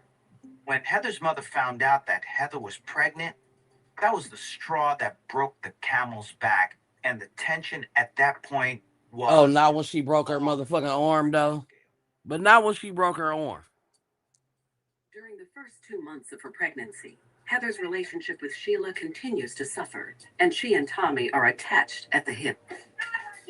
So Sheila makes a last-ditch effort at winning back her daughter's heart by scheduling a 10-day vacation to Bali, Indonesia. She called me. She said, "I'm really hoping that this is an opportunity for me and Heather to be alone, away from any influence." Okay. Buy her love. Instead of making this bitch be responsible. Or putting her ass out. On a picturesque August morning, Sheila and Heather land in Bali and make their way to the swankiest hotel on the island. It has a very luxurious lobby. The rooms are enormous. The facilities are extensive, beautiful swimming pools, exotic plants, a great concierge to take you on all kinds of excursions in Bali. It was paradise. But it doesn't take long for the sweet getaway to turn sour. We were in the hotel, and Sheila was in the room, getting up. Heather said she'll be right back, and she left and disappeared. Heather, you here? Fearing Heather ran off looking for trouble in a foreign land, Sheila searches the hotel grounds high and low. Just then, she spots her missing daughter, and she's not alone. Sheila's walking in. Lo and behold, she sees Tommy. Here you are. You know, I have been looking for you for hours. Sheila almost lost her mind when she saw Heather with her boyfriend, Tommy. And at this point, she knew that there was some real trouble Boy. she was going to have to deal with. You got to be kidding me. Sheila doesn't hesitate to get right in Tommy's face, ordering him to explain himself. You bought a ticket. I bet you bought a ticket. She asked Tommy, "What the hell are you doing here? Who paid for your airfare to get here? Who's paying for your hotel? Are you checked in here?" "Oh, yeah, I'm checked in." He bought a ticket. I bet he bought Heather jumps in and swears Tommy paid his own way. money. With his money. But when Sheila calls her credit card company, the truth comes out. $12,000? The flight alone to get Tommy to Bali was $12,000, and Heather charged that to her mother's credit card without her mother knowing about it. They have a... Well, no, bitch, you can't slide my card with $20 without me knowing. Eventually, Heather convinces Sheila to return to their room, promising she'll send Tommy home on the next flight if they can talk it out in private. I can't stand you every single time you go out there. It calmed down a little, except that Heather and Tommy are texting back and forth and discussing ways that they could possibly hurt Sheila. And the following morning, Sheila finds out that Tommy didn't fly all this way simply to enjoy the fun and sun. He's here to support the love of his life, and she's standing in their way. She was a threat. She was a problem in the entire equation.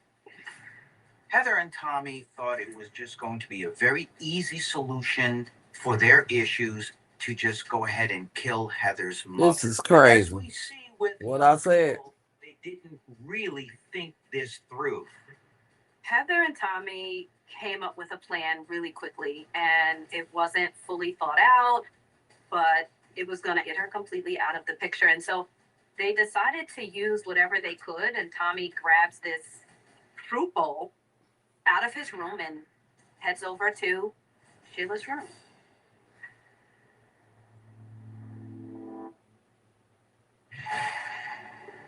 In a hotel room in Bali, Indonesia, Heather Mack and her boyfriend, Tommy Schaefer, set a plan in motion to take Heather's mom, Sheila, out of the picture once and for all. Heather says, I'm going to do it for my man. I'm going to make our life right for him. While Sheila takes in the ocean air, This bitch Heather carefully opens the door. finna let a nigga kill your mama with a fruit bowl. Tommy is in the bathroom and Sheila is still on the balcony. Heather and Tommy are texting back and forth on their phones about what they're going to do. As Sheila comes in off the balcony, Heather sends the fatal order.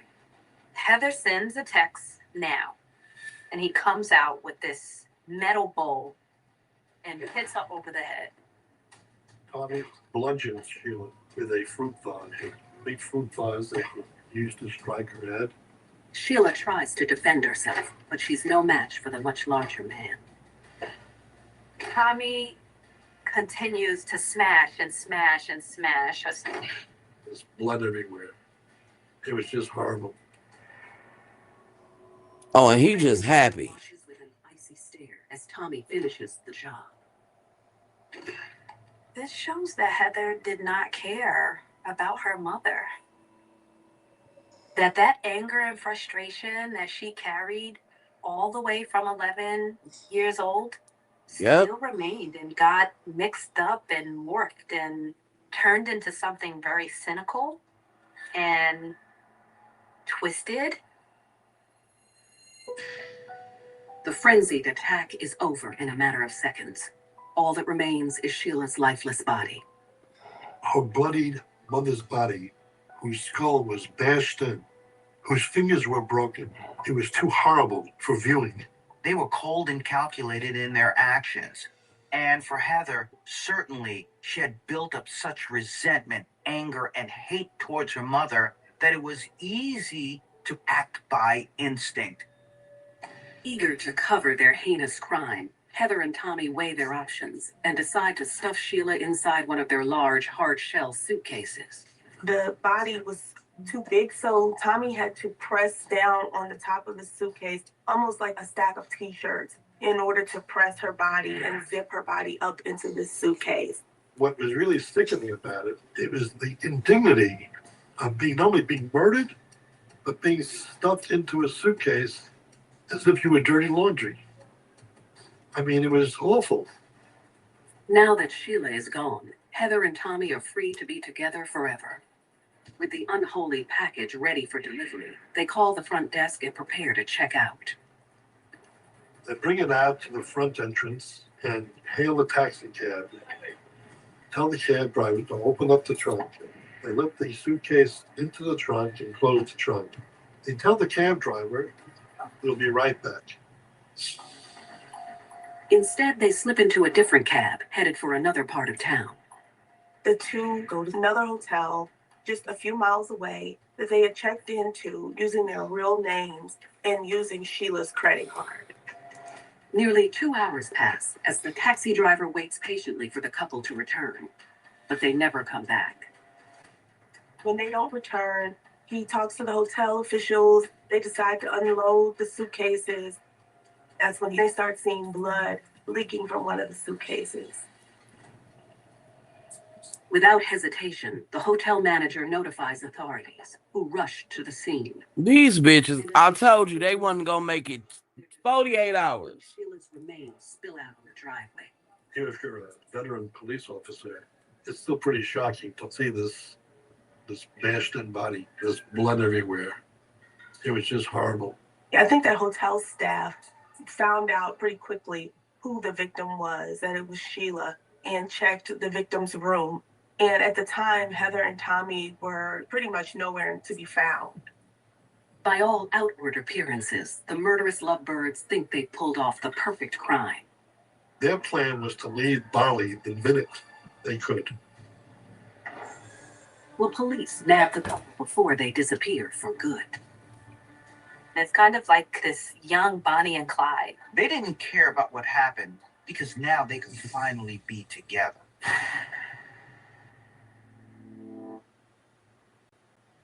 Fatima Iqbal Zubair, she cares about one thing, herself, and her actions prove it. Fatima Iqbal Zubair says she's anti-war, but her husband makes big money working for a massive defense contractor, supplying weapons around the world. So where does all that money go? She and her husband spent half This of the silly year ass on girl. previous campaigns, but didn't even pay their own property I'm taxes. telling you, y'all. Now, how the fuck you kill your mama? Bitch, you ain't even got out the country or nothing. Bitch, you could have at least extended the room for a couple of days or something and hopped on a flight and came back home. You get Ritz drizzled minis for when you're feeling salty and sweet. You had me at Ritz. Strength isn't optional for me. Being able to carry my kids and give my best on stage, all while feeling confident in my body. You was getting $5 million at 30 years old. And Ladder gives me the plan. With Ladder, I get a daily plan from an expert coach who guides me through every workout, no matter what my insane schedule looks like. It's truly the secret to my results. I'm Hillary Duff, and I train on Ladder.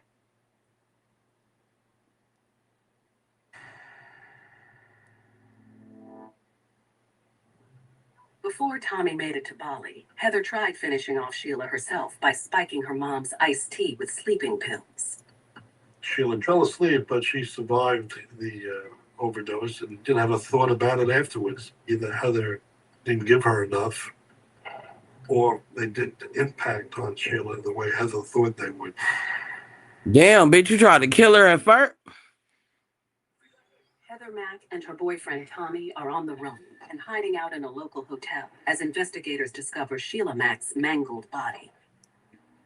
Heather and Tommy must have had some sort of nervousness knowing the gravity of what they did. But then y'all in Bali, bitch. By just concentrating on their love. Across town, police are putting the sordid puzzle pieces together. Everybody knew who they were. It's just a matter of where did they go, and they're still here. It's all stupid, motherfucker. They had saw Tommy, Heather, and Sheila arguing. I bet you bought a ticket. In addition, Heather and Tommy had hailed a cab that picked up the body. News of the death of an American in Indonesia spreads across international and local media like wildfire. And just 24 hours after the news hits, police get the break they've been hoping for at the hotel where Heather and Tommy are holed up. Like they don't know a mixed nigga bitch and a nigga. The two people who just checked in are the two people the police are looking for. He calls the authorities and tells them, I think your two people that you're looking for are in my hotel.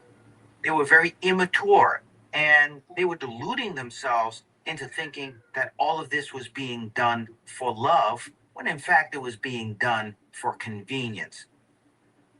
Authorities head to the hotel, and the manager lets them into the room where the fugitives are hiding out.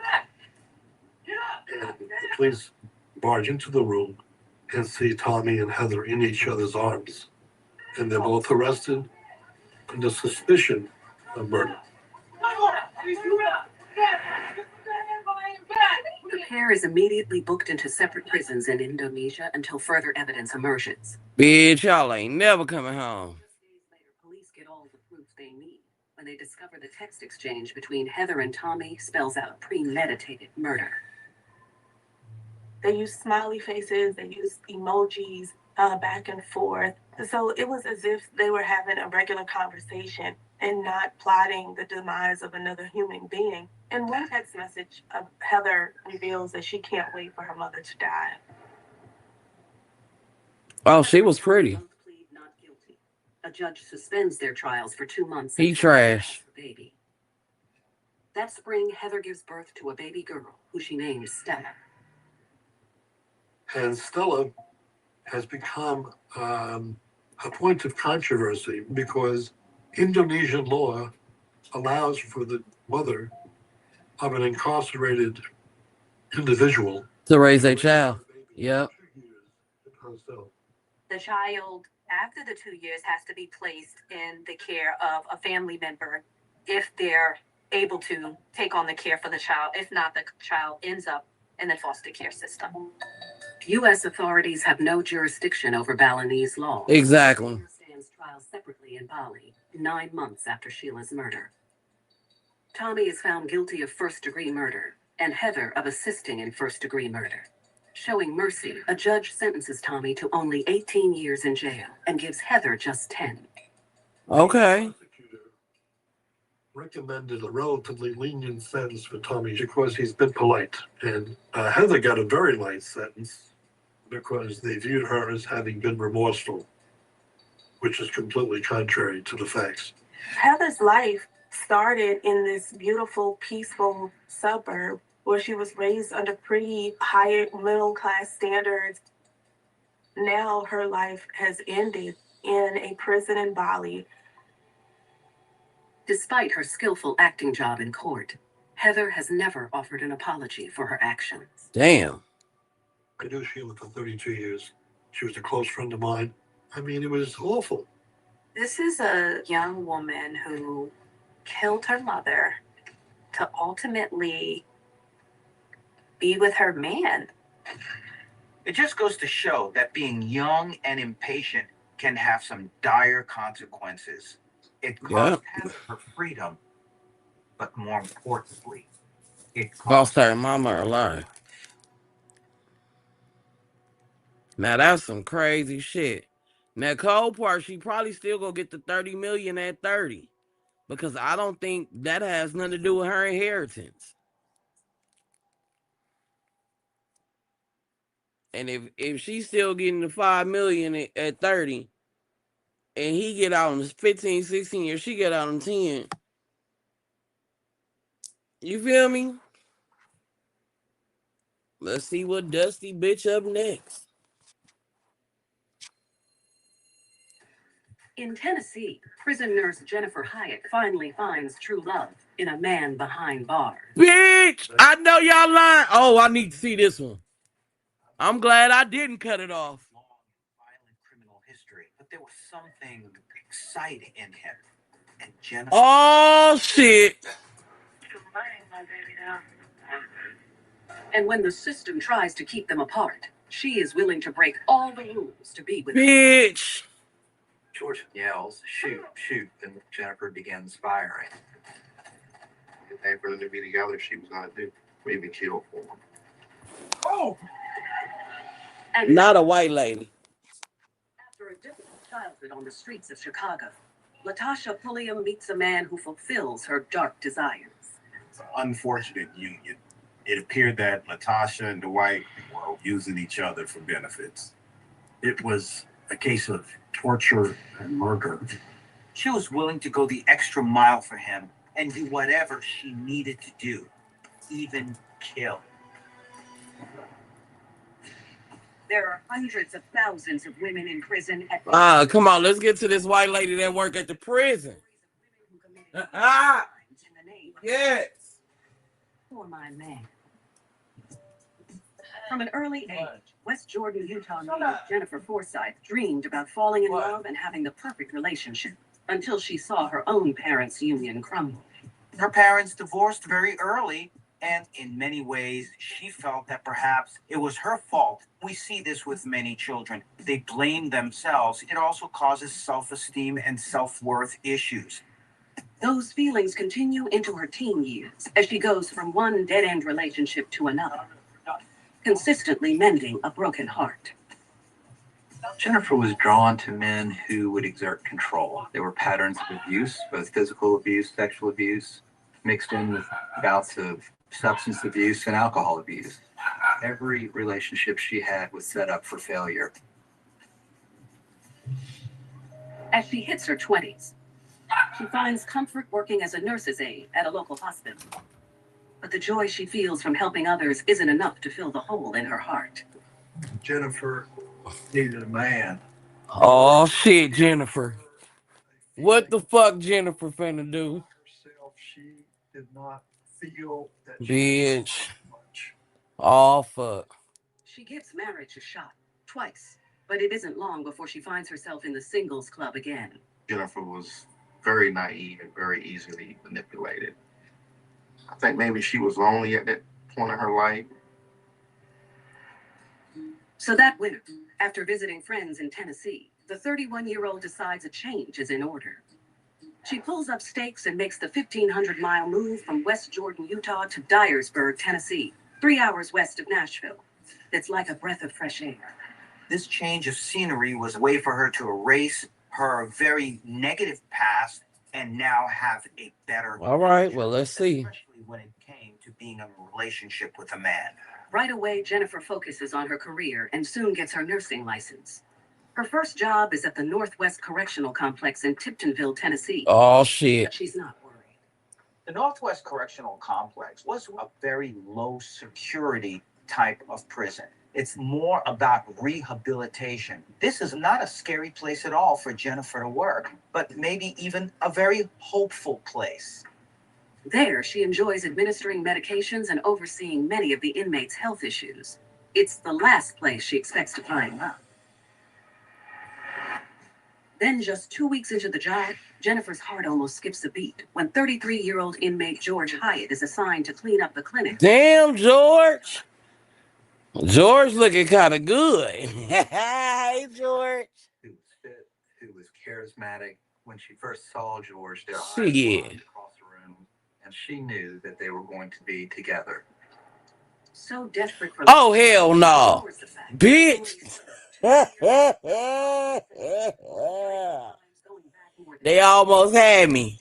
Anybody who's committed 2 aggravated robberies, multiple burglaries, and escape, by definition, they're a dangerous person. Not someone you take to Sunday dinner. But she doesn't care, especially when he gives her constant praise, telling her how beautiful she is. And he knew what to say to make her feel good, to appreciate it, make her feel wanted. You know, had her thinking, hey, this guy's a good guy, even though he's in prison.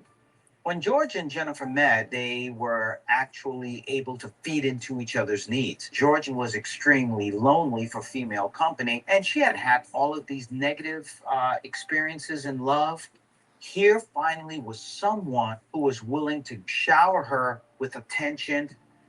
Jennifer can't get enough of the charismatic prisoner. Jennifer, you about to lose your job? She did things for him. Lots of things, including some outside food, and had a cell phone. And I think the cell phone came in a peanut butter jar. She put her career on the line by kissing George, by holding hands with him, by being inseparable. She lost all focus. She lost all perspective. It was about this love affair that she was having. She didn't care about the consequences. She hadn't had the job very long, she was already willing to break the rules. And that just shows how hard. God damn, Jessica. On the line to try and take care of him or bring him the things that he wanted. Soon, the two profess their love to each other, and Jennifer has never felt so complete. She was deeply, madly in love with George. He makes me feel good. He makes me feel wanted. And I think maybe George has some love for her. But I also think George loved what she could do for him. Unfortunately, their love affair is about to hit a serious stumbling block when she sneaks in something else for her man. Jennifer had smuggled in food, shrimp, to George. She was caught in the prison with that, and it was contraband, and she was immediately fired for that infraction. But the lovelorn nurse is not about to give up her soulmate. And when it seems like the entire world's trying to keep these lovers apart, they'll risk everything to be. Bitch, she finna break him out of jail. That's what I'm talking about. Get you a goddamn snow bunny, bitch.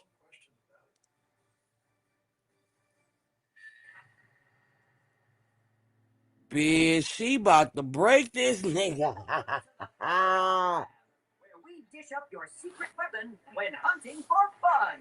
Packed with Bitch. with energy and Jessica said, fuck what y'all talking about, bitch. Jessica about to make me pick my wine glass up. more than 20,000 Yes. in style. Girl. Every big win. No Wi-Fi required. Candy Crush Saga. Download today and play for free. Meet Liana, part-time chef, full-time mom. In the past, Liana didn't have health insurance because she thought she couldn't afford it. Then she realized she qualified for Medicaid. She loves the coverage and peace of mind that comes with high-quality care. The kind of care you get with Anthem Medicaid. This is Medicaid, and it's for more people than you think.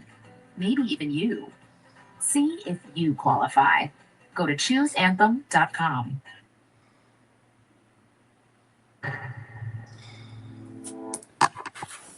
See what Jessica finna do. It look like Jessica finna go. Finally found love in convicted felon George Hyatt. Bitch, look at George. Their secret affair is discovered when she's caught smuggling him some carry-out shrimp and is immediately fired and banned from the prison. Yeah, people sneaking in anything to prison. I mean, because today is shrimp, tomorrow is a clip to a 9mm. Because of the violation, George is transferred to Riverbend Maximum Security Prison, 3 hours east, near Nashville. Jennifer is devastated but determined to keep their relationship alive. Even though he was in prison for 35 years, maybe she thought there's a light at the end of the tunnel where one day we can be together. After 6 months, she moves north to Hendersonville, just 25 miles from George. Wow. During the day, she works as a live-in nurse for an elderly couple. But at night, all she can do is dream of her lover. You think that she would have learned her lesson, but no. She actually followed him to this other prison, moved into this town in order to now even step up and escalate that relationship. She's going to stand by him as he goes through his trials and tribulations. Unfortunately, the move turns out to be in vain, since she can't visit her love in prison without being legally married. And her desperation grows. They still communicated over the phone, but she didn't have any ability to have physical contact with George any longer. To fix the problem, the two decide to tie the knot in a no-contact prison ceremony. Even though there are no conjugal visits allowed, they'll take what they can get, filling the gaps between visits with long phone calls. Despite the maximum security, George is still able to use the cell phone he snuck in. He would be on the phone with Jennifer every waking moment. And I mean that quite literally. To talk to him 10, 11, 12 hours a day. Hi. Come bang, my baby doll. Wake you up. Okay. I love you.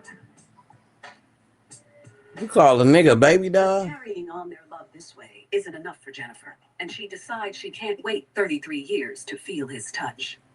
She wanted her. What's she gonna do? She wanted him for herself.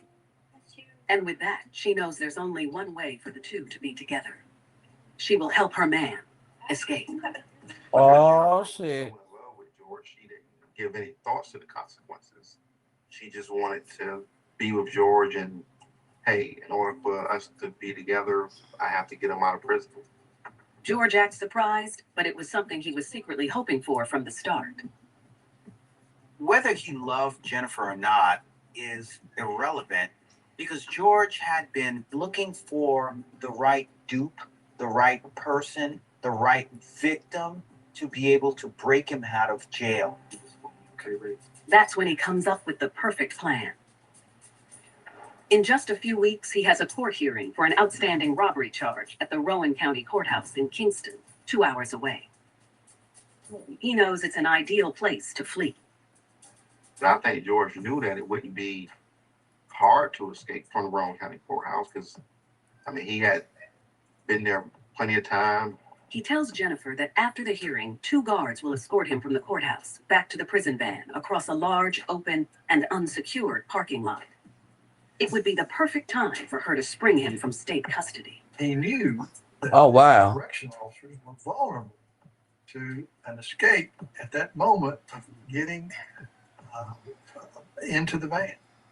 She's almost giddy with anticipation. I think Jennifer's idea of the plan would be that the guards would just hand George over and they would be able to ride off and to live their happy fairy tale life. As it gets closer to the court date, the dutiful wife gathers the supplies they'll need for the breakout. She got medical equipment, she got food, she got maps to figure out where they were going to go after this happened. George told Jennifer she needed to get a gun and she needed to start practice shooting. She also acquires 2 vehicles. She plans to use her own SUV and borrows her elderly employer's minivan to leave town with. Everything is in place and ready to go. They were going to drop the first car, get into the second car that was supplied, and that was going to be their escape vehicle. Finally, after several weeks of planning, the big day comes. Around 9 a.m., Jennifer parks her SUV in the parking lot of the Rowan County Courthouse. And ain't none of you bitches down like Jennifer. George pleads guilty and is sentenced to 6 more years. Jennifer Damn. knows that's her cue. The plan was then pretty quickly put into place. She left the courtroom in a hurry. She knew where the prison van was. She ran to her car, got in position. She got her gun, made sure it was ready to go, and knew exactly what she was going to do. She begins to sweat, but knows it's too late to back out now. She has no idea that what she's about to do will have dire consequences. She sees the guards bringing George out of the courthouse. She hops out. As the 2 officers prepare to load their convict into the van, she nervously points the gun at Officer Wayne Cotton Morgan. She draws down on him, and George says, shoot, shoot. And Cotton says, no, don't do this, and raises his hands, and she fires. She shoots Mr. Morgan. He goes down. He's on the ground. He was shot in the gut. Without missing a beat, Morgan's partner, Officer Larry Harris, reacts. Larry Harris drew his gun and returned fire. He starts firing. Harris, he empties his weapon and gets Morgan's weapon to continue firing at Jennifer. Everyone in the courthouse is frozen in fear. And there are bullets flying everywhere. She's shooting. Mr. Harris is shooting. As Harris continues to fire at her, she jumps in her SUV and drives to where George is hiding. Hunkered behind a car, and he jumps in the back seat. Jennifer immediately hits the gas pedal. Took off down out of the parking lot. God damn. Flying by. Damn. I mean, they made a getaway. With her adrenaline pumping hard, she only just notices that she's been shot. Jennifer is bleeding. There was blood all over the vehicle. And later, in Chicago, Latasha Pulliam sacrifices her soul to please her man's sickening desires. She had never gone to that extreme before. She would do anything. Bitch, I know you ain't get that nigga your kid. They were simpatico. They were, yeah. Oh my God. Even in something that was so heinous. Oh Lord.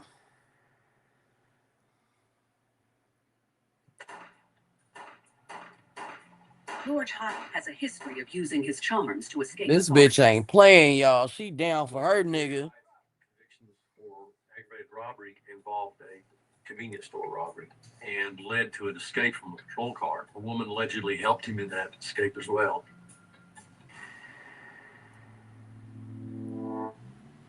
Shut up! After shooting a prison guard and freeing her husband of 3 months from incarceration in Rowan County, Tennessee, Jennifer Boy, I'll tell you. she's been shot twice. Officer Harris did manage to shoot Jennifer in the buttocks with a through-and-through wound and also to graze her on the face. But there's no way she and George can stop for help. Going to the hospital at that point was out of the question for both of them. Instead, their first stop is the deli, where she stashed the minivan with all of their supplies. They transfer vehicles. Jennifer is bleeding. There was blood all over the vehicle. They immediately hop on the highway. For anyone who got a glance of what had just happened, they were already on the interstate, headed out of town. It is quite clear that Jennifer is in way over her head, but she's got the prize. She ended up getting wounded and was bleeding profusely, but she's got George, and she's going to see this thing through. Bitch, you about to bleed out. Law enforcement quickly figures out who's involved and begins a nationwide manhunt. When you shoot an officer, it gets the attention of every other officer. You can count on that. After driving 250 miles north, the two fugitives crossed state lines and pulled over at a hardware store in Erlanger, Kentucky, to take care of something they hadn't thought of. George was still shackled and handcuffed. They convinced the customer who was walking out that they weren't able to go in. They gave him money and he agreed to go in, buy a hacksaw, and bring it back out. With George now free from his restraints, husband and wife spend the night in a local motel down the street as Jennifer dresses her wound. Despite her injury, she can hardly wait to consummate her marriage. Oh my God. Jennifer was in a romantic fog. Even though she had been shot, even though law enforcement were hot on their heels, she still believed that these days, these hours that they were together was This bitch is crazy. Bitch say, I'm shot, I still want the dick. Shot no. Officer Morgan lost his life in the gun battle. It was at this point that she knew how dangerous and crazy this thing really was, because the person she didn't even intend to shoot was dead, and that her paradise was going to come to a crashing end. This is the first moment when she really started realizing the severity of her actions. This young woman, without a criminal record, has just become a fugitive of the law. This shit is crazy. A murderer. The next morning, with police closing in, the couple throws the gun and George's prison jumpsuit in the hotel dumpster and ditches their minivan. They decide on a different mode of transportation. They had convinced a cab driver to take them from Kentucky to a hotel in Columbus, Ohio. And he wasn't aware about who the two people were.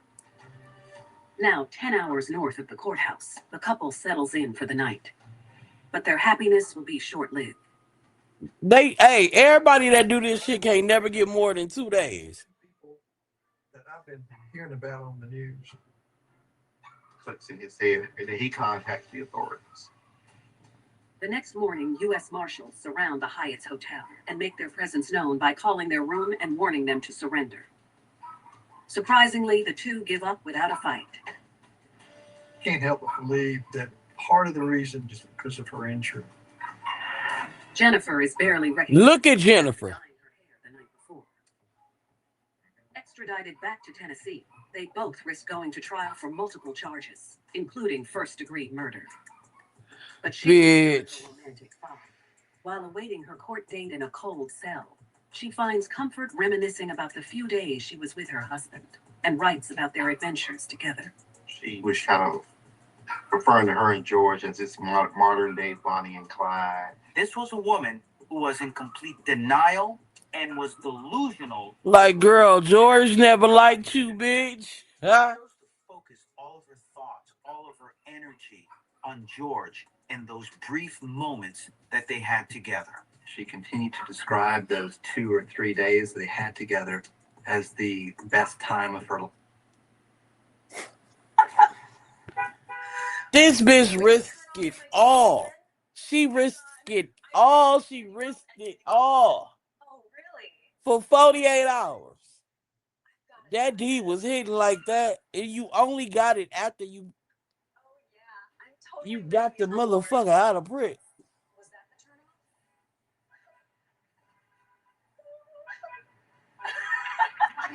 This shit is crazy. What up now? HIV doesn't have to change who Crazy work. Crazy work. bacc is a complete one pill, once a day treatment used for HIV. I believe this next bitch about to piss me off real bad. bacc fights HIV to help you get to undetectable and stay there. Research shows that taking HIV treatment as prescribed and getting to and staying undetectable prevents transmitting HIV through sex.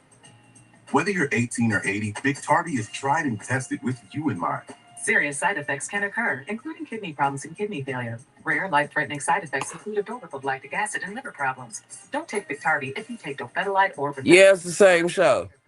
All the medicines and supplements you take. For my man. Breastfeeding or have kidney or liver problems. I'm finna see what this next bitch gonna do, because I think this bitch about to sell one of her kids or some shit. Ask your healthcare provider about bacc, the #1 prescribed HIV treatment. Believe it, be it. bacc.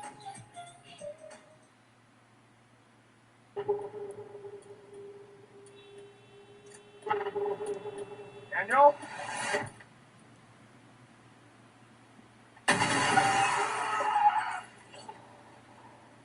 Messenger. Everything online at Old Navy is 50% off. Here's style expert Nikki Campbell. We are cooking up classics for Memorial Day. The dress is hot, the bag is everything, and the sweater is chic. Shorts, let your knees breathe. Fire him. You know you make me wanna. So cute. My shop is actually live.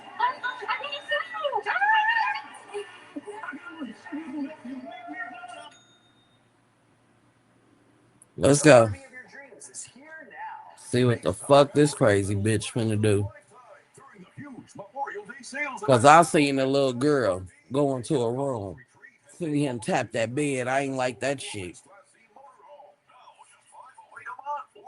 Family's largest selection of Class B luxury and adventure vans, ready for your summer adventures. Easy financing available during our Memorial Day sales event now at Giant RV.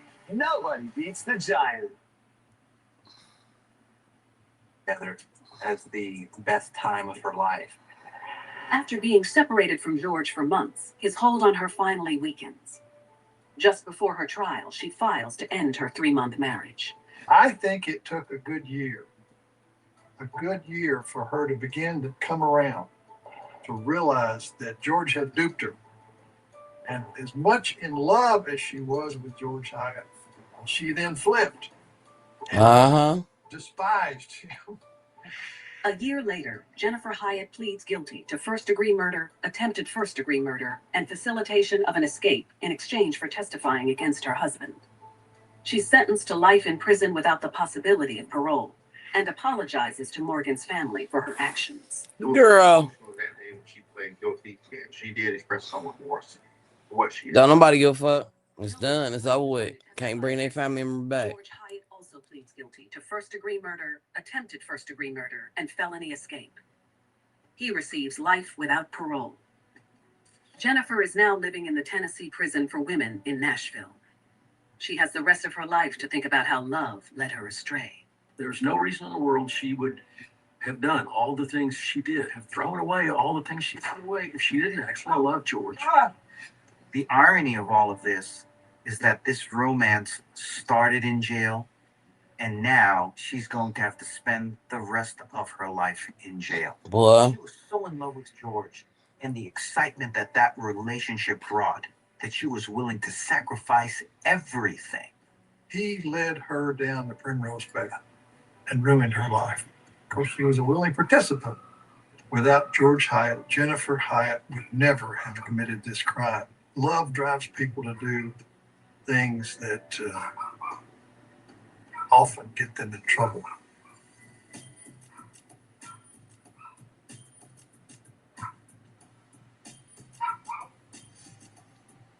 Jennifer Hyatt regrets going against her true nature to be with her love, and is paying the price.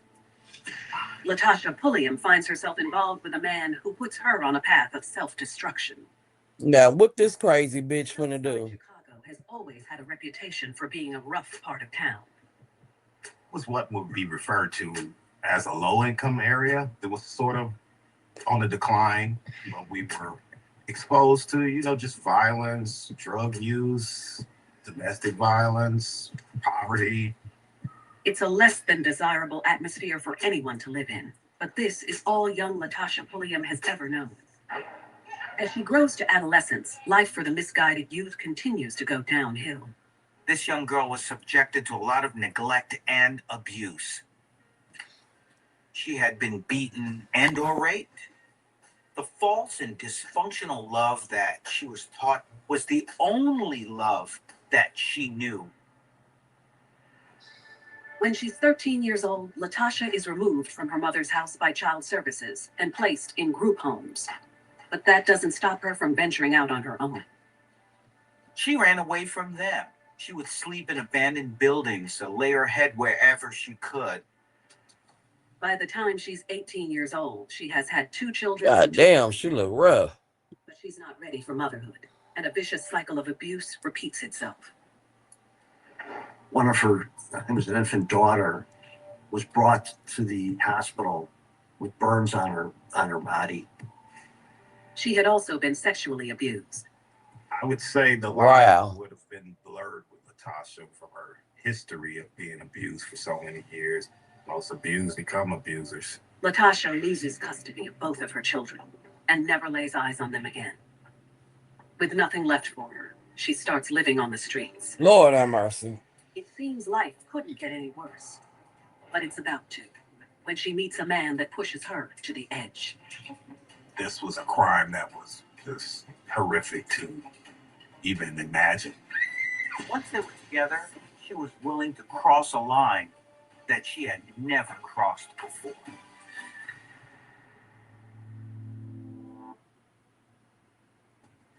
In Southside Chicago, growing up in a physically and sexually abusive environment has taken its toll on 18-year-old Latasha Pulliam, resulting in her losing custody of 2 children and becoming homeless. Latasha was a woman who'd been used by so many people in the worst ways. And so now this began to set her into a mindset of, okay, now I've got to survive. She just wanted to be needed by someone. And this gave her her mission. This gave her her purpose. After a year of living on the street, she clings to a 47-year-old man named Dwight Jordan. The two quickly discover their shared interests and start spending more and more time together. It was an unfortunate union. It appeared that Latasha and Dwight were around each other for purposes of using each other for benefits. I believe they loved drugs and were connected to one another in the pursuit of drugs. Latasha Lord have mercy. Dwight, because he was the father figure that she had not had in her life, Dwight found this young woman who can bring him drugs. But more than anything, they were both lonely. And this is the classic case of where misery loves company. They eventually find a home together in an abandoned apartment building on Eberhard Street and consider themselves lucky. Prior to them moving in there were families in there, but yeah, it was a recently abandoned. So it had power, water for maybe the first 6 months that they lived there. The pair keep to themselves mostly, but are seen around the neighborhood from time to time. Dwight always appeared to kind of be an angry man to me. And Latasha would walk by, look at us, and give us a wave and walk in the house. You figured they were on their luck, and that's why they were staying in there for a moment. After a few months, the honeymoon phase starts to wear off, and the I two bet it fight do. over their next score. You look at his face, Jesus. He look like he'll beat a bitch up. Lots of swearing, cussing, things breaking. He was basically upset that they didn't have any drugs and she needed to go get some. Anxious to keep her new man happy, Latasha does whatever it takes and hits the streets again. I truly believe Dwight manipulated and pushed Tasha to go supply the drugs by any means necessary, including prostitution, probably theft. Latasha confused needing as loving. Yeah. And so when Dwight needed her to go out there and get those drugs, she saw that as he needs me. Therefore, in my mind, he loves me. As the months spent with her new man go by in a drug-fueled haze, she finds it harder and harder to please him and loses what's left of her humanity. When you saw Latasha during those times that she wasn't in her right mind, there was no personality in her face. She was on missions to either get drugs or use them after she got them. The 19-year-old begins to sink further into a bottomless pit of despair, until one day she hits rock bottom. Around 3:30 p.m., Latasha is outside of her apartment building looking to score drugs when she spots one of her neighbor's kids, Shanosha Richards. Shanosha was 6 years old. She had an older sister. No. No, I ain't ready for this. I ain't ready for this. She knew Latasha for about a year. No, I know you're not finna do this. I know you're not finna do this. An opportunity that might make her man happy. She slowly approaches Shinosha and quickly befriends the little girl. Not necessarily straight plan. The girl could just happen to have been there at that time. She lures her away from her friends and convinces the 6-year-old to watch a movie at her apartment. Bitch. In some ways, this child may have been symbolic of the innocence that she lost herself, the innocence that she lost in her own children when they were taken from her. Unfortunately, Shinosha has no idea what's in store for her. Latasha told little Shinosha, just go into that room and watch TV. Latasha knew what she was doing on a conscious level. Oh my God. She may not even. Oh my God. She leaves the little girl alone with her boyfriend. I need my wine. To the kitchen to do some Bitch, I need my wine. She hears screaming coming from the bedroom and returns to see her man taking advantage of the situation. When she came back, Dwight was molesting Shinosha. Latasha brought Shinosha to Dwight because she wanted to offer up something to him and to get more of his love, or what she thought was love. And Latasha was willing to take things one step further. In an effort to please her man, she decides to do the unthinkable. And it won't stop there. She's about to get her hands dirty like never before. It's probably the most horrific crime I've ever seen. Oh my God. What Latasha was trying to do was to show him that she was all in.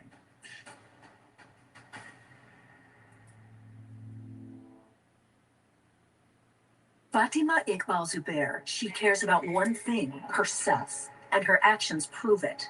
Fatima Iqbal Zubair says she's anti-war, but her husband makes big money working for a massive defense contractor, supplying weapons around the world. So where does all that money go?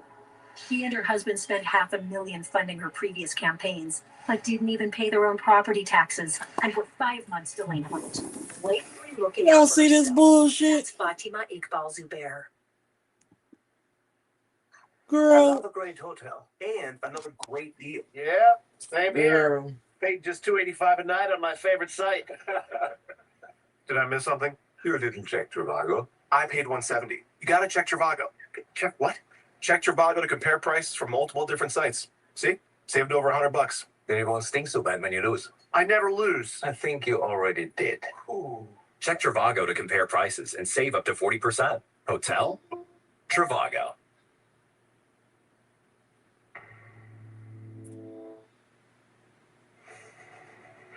In Chicago, Latasha Pulliam joins her boyfriend Dwight Jordan in molesting 6-year-old Shinosha Richards. I think it's unconscionable that someone would take a 6-year-old off the street and to bring him into a place to abuse him sexually. Finally, after what seems like an eternity for the young girl, the couple ends the assault and acts as if it was nothing. White told Latasha to take Shinosha home. Then he left the apartment and went back outside to drink with some friends. Take her home. She knew that Dwight was expecting her to fix this. What was she going to do? How was she going to explain this? Now, this thing was on her doorstep. She could identify both her and Dwight. Then Shinosha says something that will be her ultimate undoing. Shinosha said, "Do you know I love you, Latasha? And the only person I got to tell is my mother." I didn't tell anyone except Mom. Knowing that Shinosha can identify the two of them, Latasha needs to think fast to protect herself and Dwight. She decided that it was safer or beneficial for them to try to silence her. The only option was to try to kill her. Determined to make her man proud, she grabs the closest weapon she can find. Latasha got a TV cord around Shinosha's neck and strangles Shinosha. And to make sure the little girl can never rat her tormentors out, she finishes the job. She got a hammer, so she bludgeoned her to death. Probably the most horrific crime I've ever seen. This down badass, nothing ass bitch. Disbelief, astonishment, shock, Now we done watched some crazy ones on here, but this taking the cake. Life had been destroyed when she was just a child. And so her feelings were gone a long time ago. And therefore, it wasn't hard for her to take that one last step, something that she had never done before, taking a human life. Meanwhile, Shenosha's mom, Mabel, and Shenosha's 16-year-old sister, Tabitha, are worried sick when she hasn't returned home after a couple of hours. Her older sister, she went looking for her, and someone told her they had seen Shenosha go into this building with Natasha. She's walking around and she runs into Dwight. So as not to raise suspicion, he takes her to the apartment. Tabitha knocks. A few moments go by. Inside, she hears someone at her door and knows she can't leave Shenosha's body laying out. So in a panic, she looks for a place to stash her. Latasha put Shenosha in the garbage can to hide her. She answers the door, trying to remain calm, and sees Dwight and Shenosha's sister standing there. Shenosha here. Tabitha asks where her sister is, but Latasha immediately comes up with a lie. Latasha gave some story about Shenosha leaving the area with somebody else. Tabitha heads back to tell her mom, while Latasha breaks the news of Shenosha's demise to Dwight.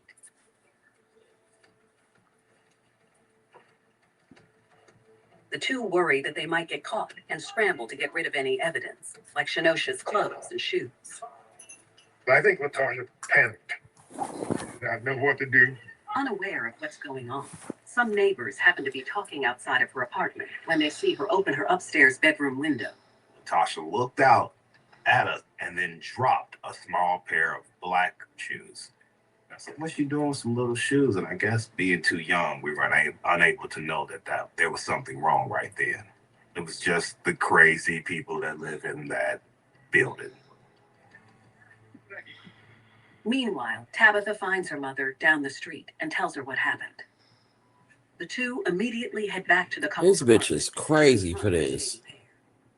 They were very suspicious of the fact that something had happened there and that the girl was probably still there. In all the commotion, the entire neighborhood becomes aware of the missing girl, and a neighbor calls the police. At the couple's rundown apartment, mother and daughter frantically bang on Latasha's door.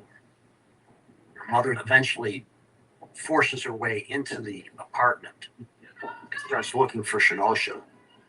At that point, Latasha decided to take off. Dwight sticks around but refuses to say anything. That's when Mabel notices something unsettling on the back porch. She sees what she thinks is a doll's arm coming out of a garbage can. So she goes over to the garbage can, opens it up. There was a scream. It was a hurting scream. It was, never forget it. Bitch. This isn't the first time that Latasha has brought another female home to please a man. Latasha had a pattern of luring innocent victims to her men, to feed her men, if you will, in order to keep them. This gave her her purpose. Yeah, but that was a low ass girl. Experiences her worst nightmare in Chicago when she opens up the garbage can of her neighbor Latasha Pulliam and her boyfriend Dwight Jordan. She's the one who sees an arm sticking out of a garbage can and looks in the garbage can and finds her daughter, and she's not breathing. She's bleeding from her head and her other parts of her body where she'd been sexually assaulted. She carries little Shenosha downstairs into the alley for help. We began to hear just a deafening scream coming from in the alley. You can tell that scream, there was something wrong. It was a hurting scream. It was, you'll never forget it. Dwight and Shenosha's sister Tabitha join Mabel, and a crowd immediately starts to gather outside to see what's happening. They are stunned by what they see. I saw Shenosha's mom holding her daughter, and her body, the way her hands were hanging, her arms were hanging, you could tell she was lifeless. and she began to rock and hold her baby and scream. No mother should have to go through the experience that she went through. Meanwhile, during the chaos, Dwight is able to sneak away and blend into the crowd.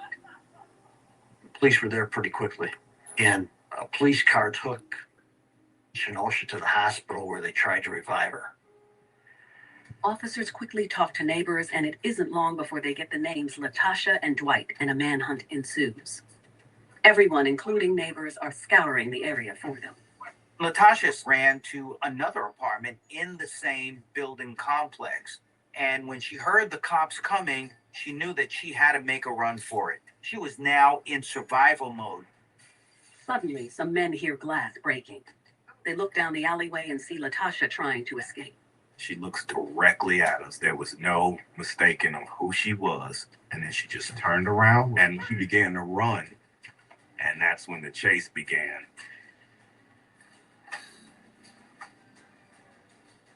They chase after her on foot for a block until they finally corner her in a basement entryway. She doesn't put up a fight as she's immediately arrested. Meanwhile, Dwight's hiding spot is exposed when a neighbor points him out to an officer. Policemen found him in a crowd of people outside, asked him to come down to the police station because he was a witness, potential witness. When police question him, he reluctantly admits that he took part in the rape of Shinosha Richards. Damn. Most of the blame on his partner in crime. I think Dwight wasn't giving a full explanation of what his participation was. He minimized his participation. While Latasha and Dwight are being booked, Mabel and Tabitha are at the hospital. Girl, did y'all see that picture? They tried to revive Shinosha at the hospital, but they were unsuccessful. Realizing there's too much evidence against her, she admits to sexually assaulting Shinosha with her boyfriend and then taking matters into her own hands. Latasha knew what she had done was just This bitch is crazy. and she wasn't going to get away with it. There was nowhere to hide, so she had to fess up. I can't take no more of this shit. Even though she confesses, Latasha goes to trial, and just 2 days later, she is found guilty of aggravated unlawful restraint, kidnapping, criminal sexual assault, and murder. Her boyfriend has his trial simultaneously. Look at this nigga. We prosecuted him on What in the fuck? once you start a crime with somebody, you're accountable for the whole crime. Dwight Jordan is found guilty of kidnapping, criminal sexual assault, and murder, and is sentenced to life in prison. Latasha receives death and is serving her sentence in Logan Correctional Center in Lincoln, Illinois. Well, one of the doctors diagnosed Latasha Pulliam as a sexual sadist, that she enjoys giving pain to somebody else during sex. Say misery loves company, so maybe that's why the abused become abusers, because they want someone else to feel the pain of the abuse where you've gone through it too.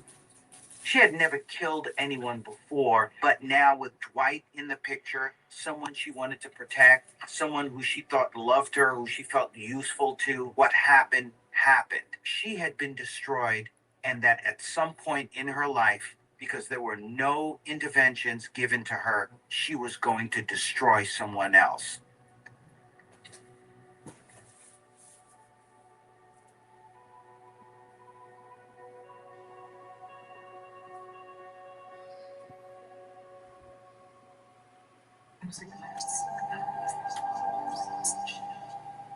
baby. These bitches is crazy. I can't take no more. Shavante and who? Lord have mercy. Goldsmith supported Prop 36 to reduce theft and street crime with mandatory drug treatment. Shy Roy and John Erickson opposed. Well, I'll tell you. Brian Goldsmith, endorsed by police, Nancy Pelosi, and Nathan Hochner for a safer LA.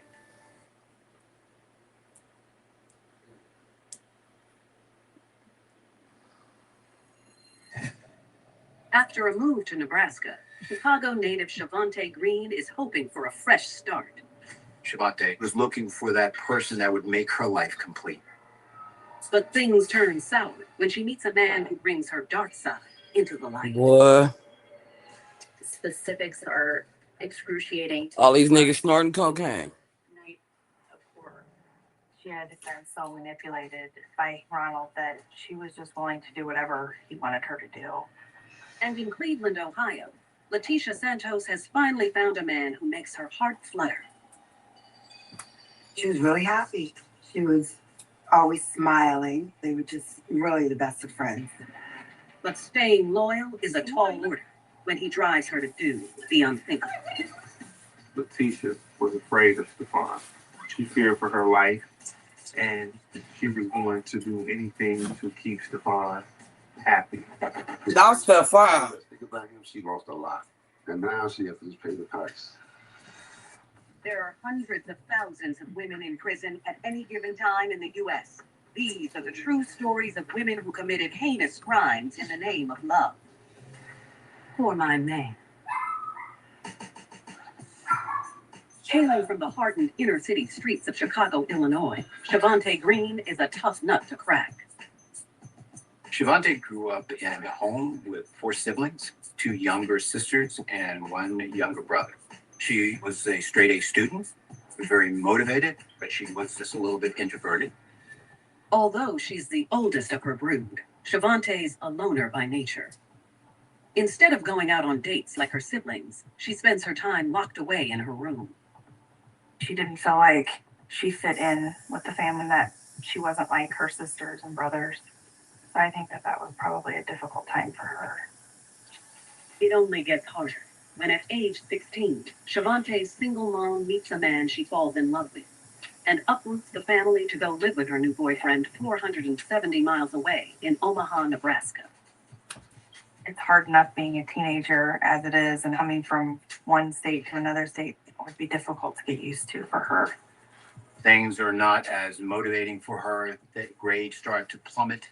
She is recessed in her own mind that this is not where she wants to be. Things go from bad to worse when in high school, mom breaks things off with the man she relocated her family for. Shavante ain't playing. After Shavante's mom's boyfriend broke up with her, she kind of went into a tailspin. And she was so distraught that she couldn't even connect with her children, especially Shavante. Shavante was lashing out by sleeping with anyone, anywhere, anytime. That was her way of rebelling to what had happened in her life. And her promiscuity soon leads her into the arms of a silver-tongued man who meets while attending a party one afternoon at a neighbor's house. 24-year-old Ronald Ford. Girl. Like most young girls, she liked what she was hearing from this smooth-talking, smooth-walking young man. Good-looking guy, may not be the tall, dark, and handsome, but in her eyes, he is exactly what she's looking for. Shavante soon falls madly in love, even though her new man's shining armor is a bit tarnished. Ronald was unemployed, living with his mother. He had a criminal background, but the attention that she got from Ronald, the way that he initially made her feel in their relationship, was probably very wonderful for Shavante. Ronald Ford was a parent's nightmare. That's why fathers and mothers keep shotguns by their bed for guys like Ronald Ford. It doesn't take long for him to lay down the law. From the get-go, he likes being in charge and tells Shavante exactly how to live her life, including who she can and can't be friends with. Ronald was very demanding. He would tell Shavante that she couldn't do this or could do that. Ronald had some real cards that he could hold in order to keep Shavante in his spell. First of all, he was older, and that's a world of difference. You're talking about more of a seasoned adult versus a teenager.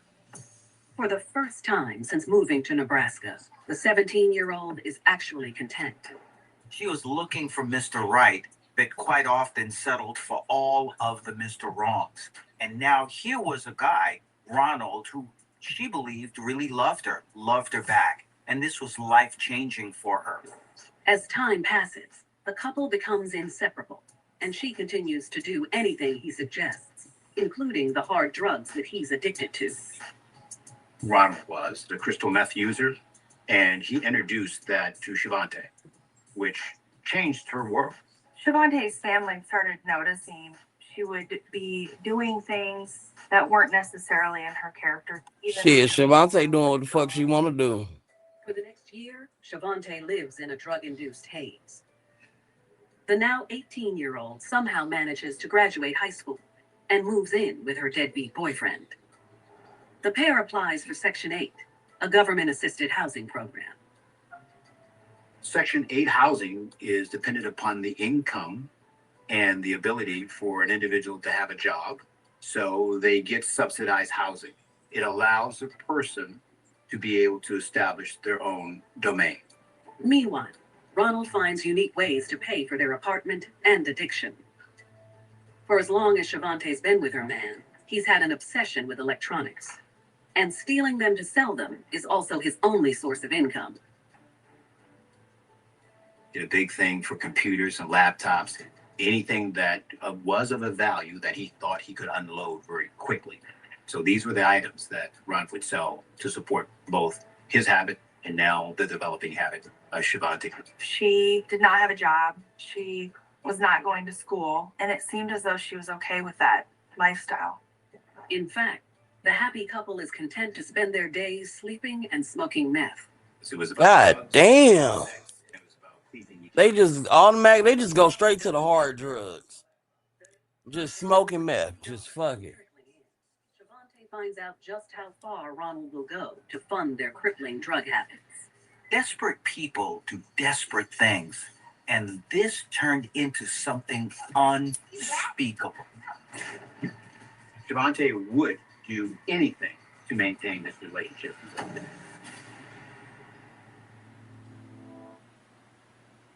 Yeah. Chicago native This gonna be the last one though. I ought to go to work. to Omaha, Nebraska. However, her squeeze Ronald Ford isn't much to write home about.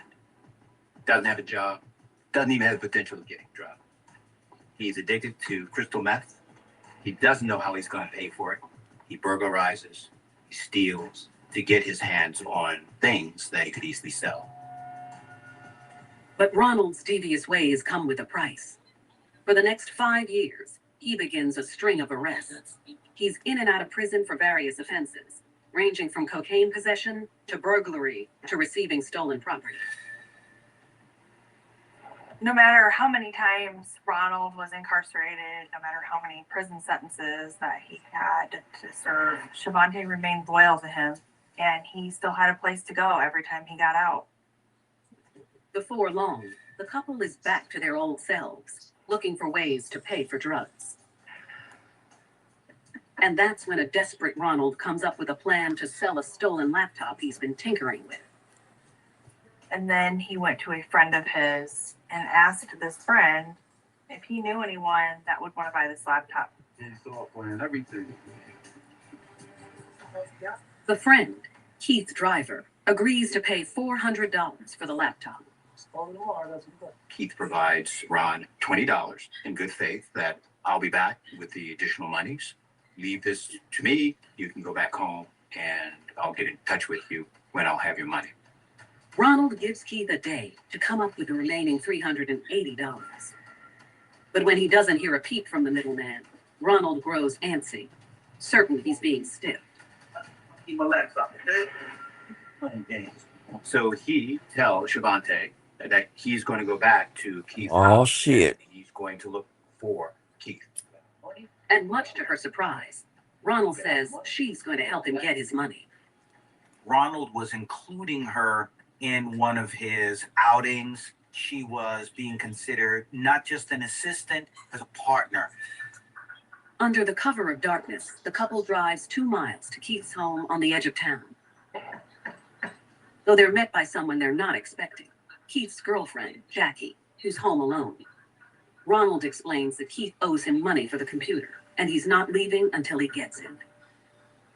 She lets them into the house. They kind of hang out for a while Shavante and Ronald wait for Keith to arrive back. Trouble is, Jackie says she's not sure where her boyfriend went or when he'll be home. And it sets the computer salesman off. Ronald starts getting more and more agitated. He is now picking up things in their house that he thinks would be of value to him for the money that Keith owes him. And that's when the mood changes.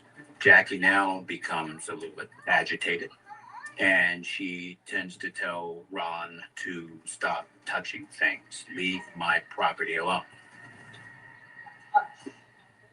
When Shavante hears Jackie's hostile tone, her claws come jutting out. This made Shavante very angry. The fact that Jackie is yelling at her man. And she starts to slap or punch Jackie in the face. And at a point, she punches her hard enough to knock her down to the floor. Ronald is undeterred by the victim's cries for help as he starts stuffing his duffel bag with CD players, stereos, and as many electronics as he can get his hands on. Meanwhile, Shavante keeps a watchful eye on Jackie, making sure she doesn't try. Damn. She's in this now to the end. She's committed. And there is nothing that's going to tear her away from defending her man. That's when the couple decides it's time to leave Keith's place and go look for the man himself. Ronald and Shavante led her and forced her to enter their vehicle. Jackie is certain they'll find Keith and disappear before anyone else gets hurt. Unfortunately, the conniving couple has a more sinister idea of how this night will play out. The specifics are excruciating to describe. It was a night of horror. Damn. In Cleveland, Ohio, Letitia Santos will also learn that following a bad boy's lead can land you in a world of trouble. Stefan had a lot of rage, and this rage ended in the most violent way. She thought that this was her knight in shining armor, and then here he is, this crazy lunatic.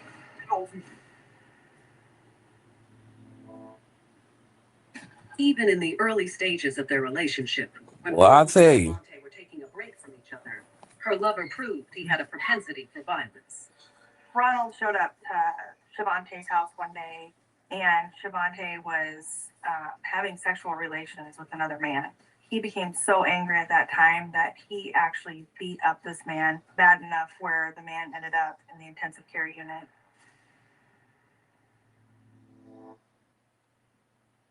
Dr. Shy Roy wants to be a state senator? Really? When violent crime in LA was at its highest in a decade, Shy Roy was part of an activist. These bitches be playing games with their motherfucking life. I can't even watch no more of this shit like this. I'm done. Roy called the experience. These bitches is crazy. Crime was at a record high in LA. Like, Roy proudly supported Do Nothing DA George Gascon. Maybe that's why they call Shy Roy Dr. Defund. Nope. Dr. Shy Roy, the wrong prescription for state senate. I can't with this Fatima Iqbal bullshit. Zubair, she cares about one thing, herself, and her actions prove it. Fatima Iqbal Zubair says she's anti-war, but her husband makes big money. They spend all this money on these massive goddamn defense contracts political supplying commercials. weapons around the world. So where does all that money go? She and her My husband spent fucking half a ass. million funding Word. previous campaigns, but didn't I'd even be pay their own working a property low while taxes too. and were 5 months delinquent, blatantly looking out for herself. That's Fatima Iqbal Zubair. Fatima, teacher for assembly. Endorsed by those we trust: teachers, caregivers, and childcare providers, environmentalists. Fatima is fighting for us. Fatima, teacher for assembly. Oxal's been fighting the good fight against acne for over 50 years. Come on, let me see what this bitch is. To grunge, to boybands, there's nothing we haven't seen or solved. Oxal, the acne authority since 1972.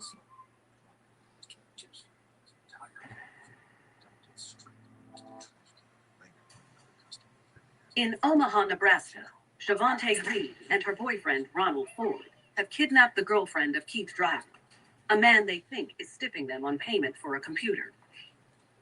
But instead of going to find Keith to get their money, the couple has other plans. They drive back to Chevante's, and once they arrive, Ronald grabs Jackie and forces her into the living room. God Once damn. they get into that house, things just escalate even further. At that point, Ronald and Shavante put Jackie into a closet. Ronald tells his girlfriend to wait in the neighboring bedroom. He then shuts the door behind him and turns his attention to Jackie in the most sadistic way possible. Ronald told Jackie, take your clothes off. There, he tortures her with reckless abandon. Tell me my chain. He had sodomized her with a table leg. He put a cigarette butt out on her back. He hit her with a chain, just brutally attacked Jackie for hours in that closet. Damn. Shavante was standing by and actually assisting him. No matter what he asked, no matter what his demands are, I'm going to do whatever it takes to support this man that I love. When Ronald tires of the vicious assault, he allows his victim to take a bath as a stoic Shavante looks on. Shavante had every opportunity to help this woman. She didn't help her. She didn't assist her. She didn't make him stop and make this stop. She did nothing.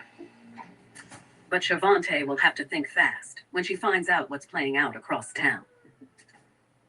Keith has just arrived home, and he's stunned to see the disarray at his place. It had clearly been gone through quickly. He also immediately knew that his girlfriend was not there. He was concerned about her.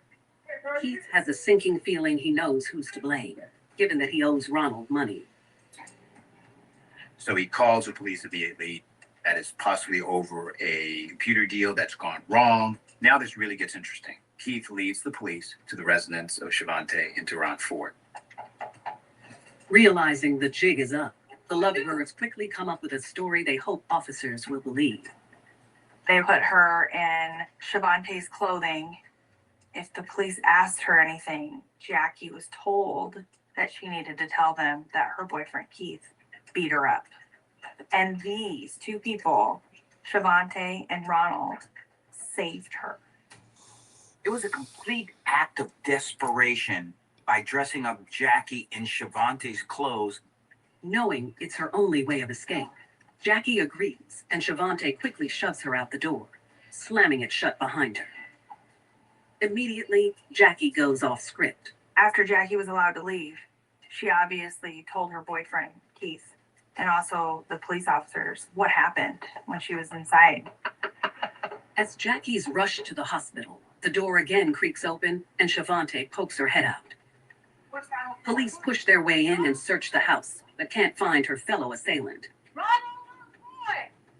Just then, officers hear a rustling sound coming from the bedroom. As they proceed to enter the bedroom, they see a piece of furniture that's in an odd place. They move the furniture and behold, they find Ronald Fort. He's apprehended. He's taken off.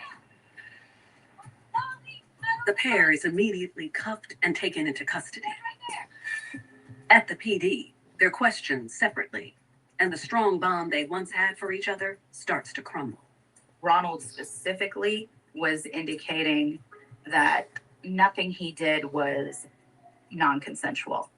Oh, ain't that about a bitch? She would admit to assisting him, handing him things or bringing him things, but not in more active participation.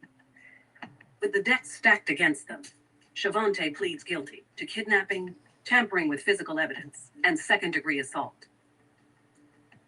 Ronald pleads guilty to kidnapping, first-degree sexual assault, use of a weapon to commit a felony. Girl, this mother... Girl, I'm fucking done. I'm done. Throughout this night, I'm done. never tried to stop. I'm fucking done. And instead took I'm an going to active role. motherfucking sleep. I gotta go to work. I'm fucking done. It was an excruciating experience that no one I'm fucking can done. even imagine enduring at the hands of these two individuals. For their actions, Shavante is sentenced to 51 to 65 years in prison, while Ronald receives a heftier sentence of 80 to 130 years with the possibility of parole. For Shavante, her quest for love cost her more than just a broken heart. Shavante lost everything that night by the choices that she made to carry out these acts with Ronald. She lost her family and she lost her freedom. While incarcerated, Shavante shows little remorse for the heinous crime she helped commit. Shavante certainly had made some really poor decisions in her life. This perhaps was the worst. All of it because she thought it was about love. She was under the influence of two things that night: methamphetamines and Ronald Ford. I can't say where Shavante's life would have taken her without Ronald Ford's influence in it. But that night, Shavante was in that house and did these things that changed this woman's life forever.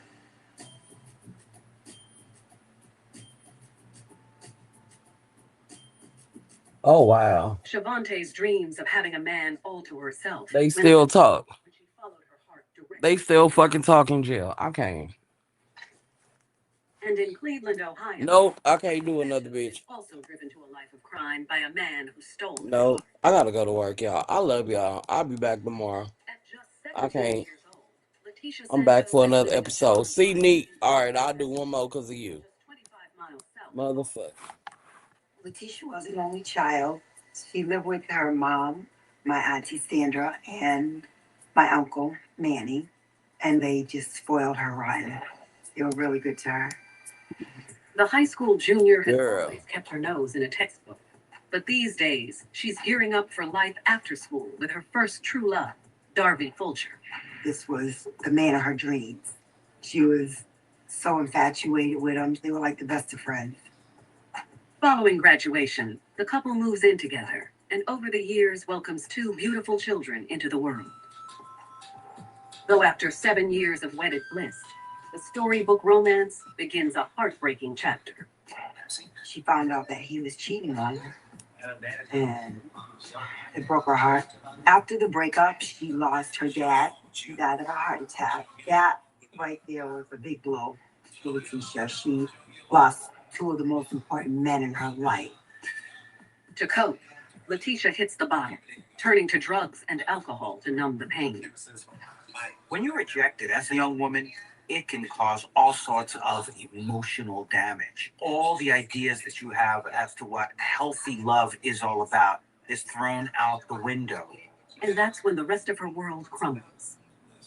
Letitia loses custody of her children because she can't keep them in a stable environment. Without her kids, her ex, or her deceased father, Letitia is left to wander through life alone. But it doesn't take long for her to grab the hand of a man Lord have mercy. 700 miles away, who leads Letitia down an even darker path. Here we Stefan go. appeared to be someone who would care for Letitia. However, there was another side that she didn't know about. Do you know who he's talking to? He was just so... Man, they got me so stressed out. She just couldn't resist him. Massachusetts native Letitia Santos is hoping for a fresh start after being dumped by her kid's father and having her children taken away by the state. Fortunately, she has some loving family members in Ohio who welcome her with open arms. Letitia called me one day and asked if she could come live with me in Cleveland because she needed a new start. She wanted new surroundings so that she can get custody of her children back. That was her main goal. And I was all for it. Letitia packs her bags and makes the 700-mile trek to the Buckeye State. Over the next 6 months, the young mother on the mend sobers up and gets acquainted with her new surroundings. Though finding work without a college degree isn't as easy as she hoped. Took her a few times to try to get jobs, but she seemed to never laid her foot down on one. So she falls back on the one thing she has going for her striking good looks. Letitia was desperate for cash. She knew how to dance. She knew how to work her body, you know, and her attitudes to make money to survive. So she began to dance at popular clubs near downtown. Unfortunately, not everyone is excited to see Letitia take center stage. I said, well, girl, you gotta be careful now because a lot of stuff goes on in them strip joints. I said, there's a lot of bad things going around there. She needed the money, and in her mind, she could be treated like a goddess. And this made her feel really good. It was a self-medication in building up her self-esteem. But the real trouble begins when she bumps into Stefan Davis, a patron with plenty of dollar bills and even more desire for the club's newest dancer. He was handsome and he was charming, you know, he had this smile that just lit up the room and it made you feel like, wow, he's a nice guy. He knew the right things to say. In the Midwest, we call that a mouthpiece. But Stefan proves to be less than meets the eye. He portrayed himself as a high roller, but he lived in the basement of his parents' house, and he was often borrowing money from people. This motherfucker, fake high roller. Bunking with his folks is surely an upgrade from the juvenile penitentiary he called home for 9 years. Stefan was a very troubled person. He raped a teenager when he was a teenager. He eventually murdered a relative's boyfriend, and he spent time in the penal system. And once he was released as an adult, he was convicted again of selling crack cocaine. After serving his time, the 24-year-old becomes a regular at the club and now spends all his cash on VIP dancing with Letitia. The two become friendly, and Stefan whispers enough sweet nothings to pique the dancer's interest.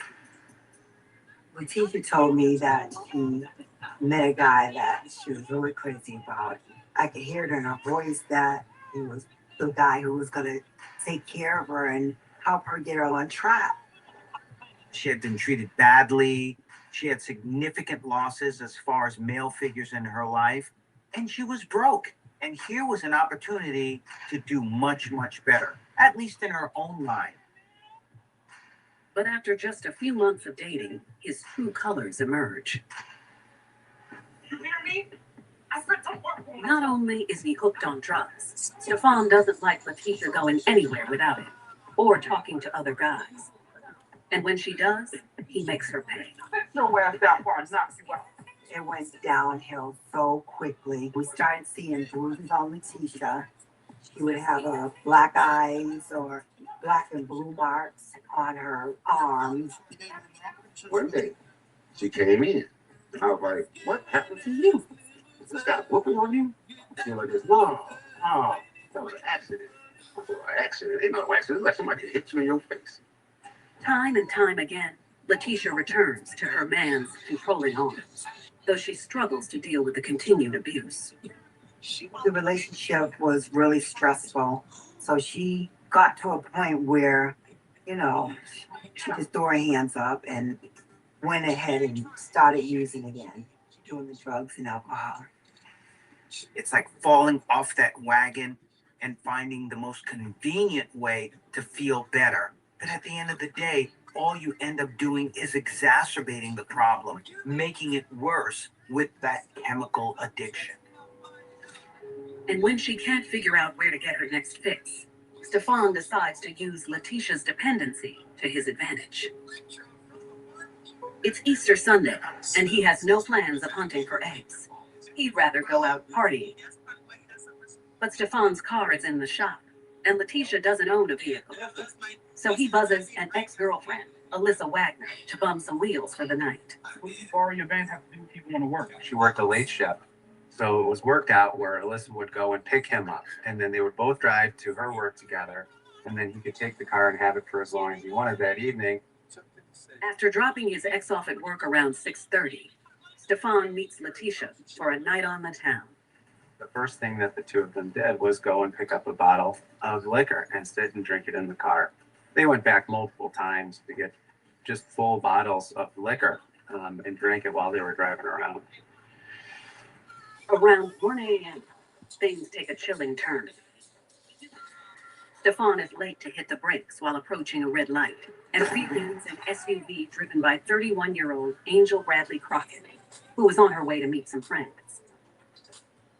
Stefan made several observations about Angel. He noticed that she's very nicely clothed. He also looked at her SUV. It was a high-end SUV. Intoxicated Stefan is adamant that Angel is at fault, even though he slammed into her, and demands payment to fix his vehicle. Angel is terrified by his hostility and offers to throw him a few dollars until they can work this out. But the second she reaches into her handbag, Stefan gets a glint in his eye. He saw some money either in Angel's wallet or in her purse and thought that she had some money to steal. And so they decided he was going to rob her. Letitia's response to him was, okay, why not? Stefan drags her to the van and he tells Letitia to go into Angel's vehicle and to take any items that are of value. She just was so influenced by Stefan and so manipulated by him. She had nowhere else to turn.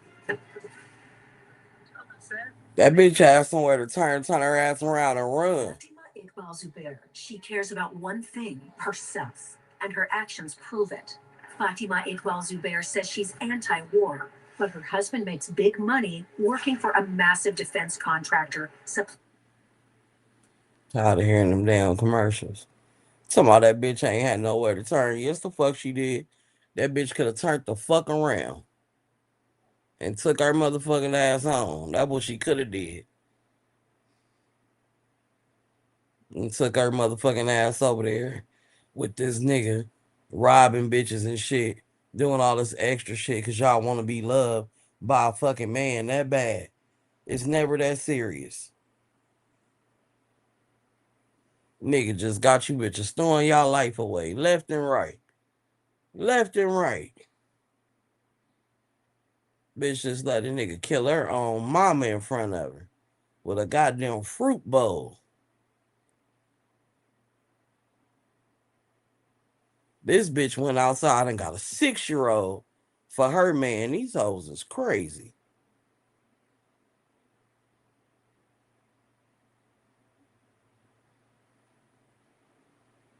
The other bitch stole the baby. Lord have mercy.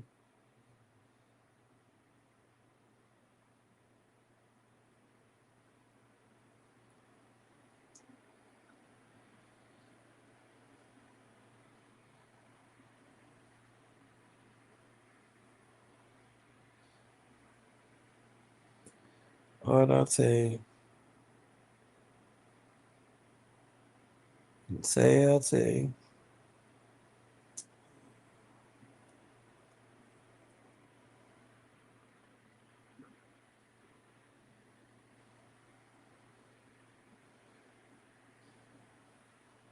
An inebriated fender bender on the streets of Cleveland, Letitia Santos and her boyfriend Stefan Davis have taken the driver of the other car, Angel Bradley Crockett, hostage. And Stefan makes it clear that he wants more than just Angel's dime to pay for the damage. And Letitia is going to help him get it. Letitia went to Angel's vehicle, looked around, didn't find any money, and came back and let Stefan know. That's when she sees just how enraged her hot-tempered boyfriend has become. Stop screaming. What are you doing? Shut up! He had Angel in the back. He was demanding oral sex, then demanding sex from her and also beating her at the same time. He was choking her. He was striking her. It was just a vicious beating all around. Stefan then shifts the rest of his rage onto his girlfriend. Stop! Come on, man. You love it. He forced Letitia, after punching her in the mouth, to also have sex with him. Dad, she had no choice. She was frightened of him. She was frightened for her life. She had been beaten by him in the past, and when he told her to do something, she did it. An exasperated Stefan orders Letitia to get dressed and start driving, leaving Angel's SUV behind. Stefan knew that he could get away with raping Letitia with no problem because he controlled her. But with Angel, he takes it a step further because he knows that Angel would likely call the authorities. Stefan tells his girlfriend to head for Interstate 90, a familiar road near his mother's house. When they reach the West 44th Street overpass, He tells Letitia to pull over. Letitia looked back. She heard the sounds of someone being strangled. She saw that Stefan had a string, like a shoestring, and it was wrapped around Angel's neck. She knew what he was capable of. However, she, in her wildest imagination, never thought that he could do something so violent. I'm so tired of him saying this shit. Afraid of Stefan from their past history of domestic violence. But now, with this shocking turn of events, she was immobilized emotionally. After that, she didn't hear any more sounds from Angel. With the job done, Stefan opens the van's side door and drags Angel's lifeless body onto the gravel. He hops back inside and demands that Letitia drive to her place to grab some cleaning supplies. After the two of them were involved in this heinous murder, they tried to bleach the vehicle to see a side effect. There was blood everywhere, so they had to get it clean. They had to, at some point, give it back to Alyssa, and they needed to get rid of the evidence. Letitia was disconnected from what reality was. She was not Letitia. It was just like she was his puppet. Anything that he said she would do. Satisfied they've covered their tracks, the pair returns to the initial crime scene to retrieve Angel's vehicle. Stefan tells Letitia to get rid of the stolen SUV while he returns the minivan to his ex. Letitia parks the SUV 3 doors down from her cousin's house and strolls home, hoping to avoid any more trouble. When she walked into the house, she had a white t-shirt. It was torn across the collar, and they had like spots of blood on it. I said, "What happened to you?" She said, "I got pushed out of a van, and Stefan pulled me back in." And I said, "Girl, you need to clean yourself up." Meanwhile, on the other side of town, Alyssa has just finished her night shift. When she arrives home after getting a ride from a coworker, she finds Stefan waiting in the driveway, along with her mangled van. When she saw the condition of the minivan, she confronted Stefan about the piece of fender that was hanging out underneath it. He really didn't have an excuse. He was defensive. He fought back. He argued with her, and he walked away down the street. And that was the end of it. But when she looks in the vehicle herself, she gets the shock of her life. She was upset and certainly was horrified by some of the things that had gone on in the minivan. I don't understand how someone I thought was so in love with my cousin was such a devil. Boy, I tell you. During their most desperate times, Stefan would stop at nothing to find ways to pay for his and Letitia's drug addictions. When she would be at work and there would be men there that wanted to, pay for sex with her, he would tell Letitia to go ahead, and they basically set this guy up to be robbed.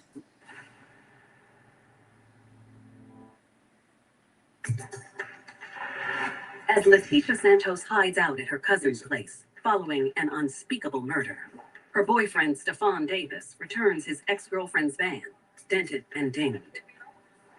While Stefan hoofs it home in a huff, Alyssa decides to peek inside the van's rear compartment, and she's blown away by what's left behind. She found that it had blood inside of it, and there were pieces of rug that were still in the van when she let Stefan use it that were no longer there. So she certainly suspected that something violent happened in that van, that somebody tried to cover up. Without thinking twice, Alyssa notifies police, who immediately give her vehicle a once-over.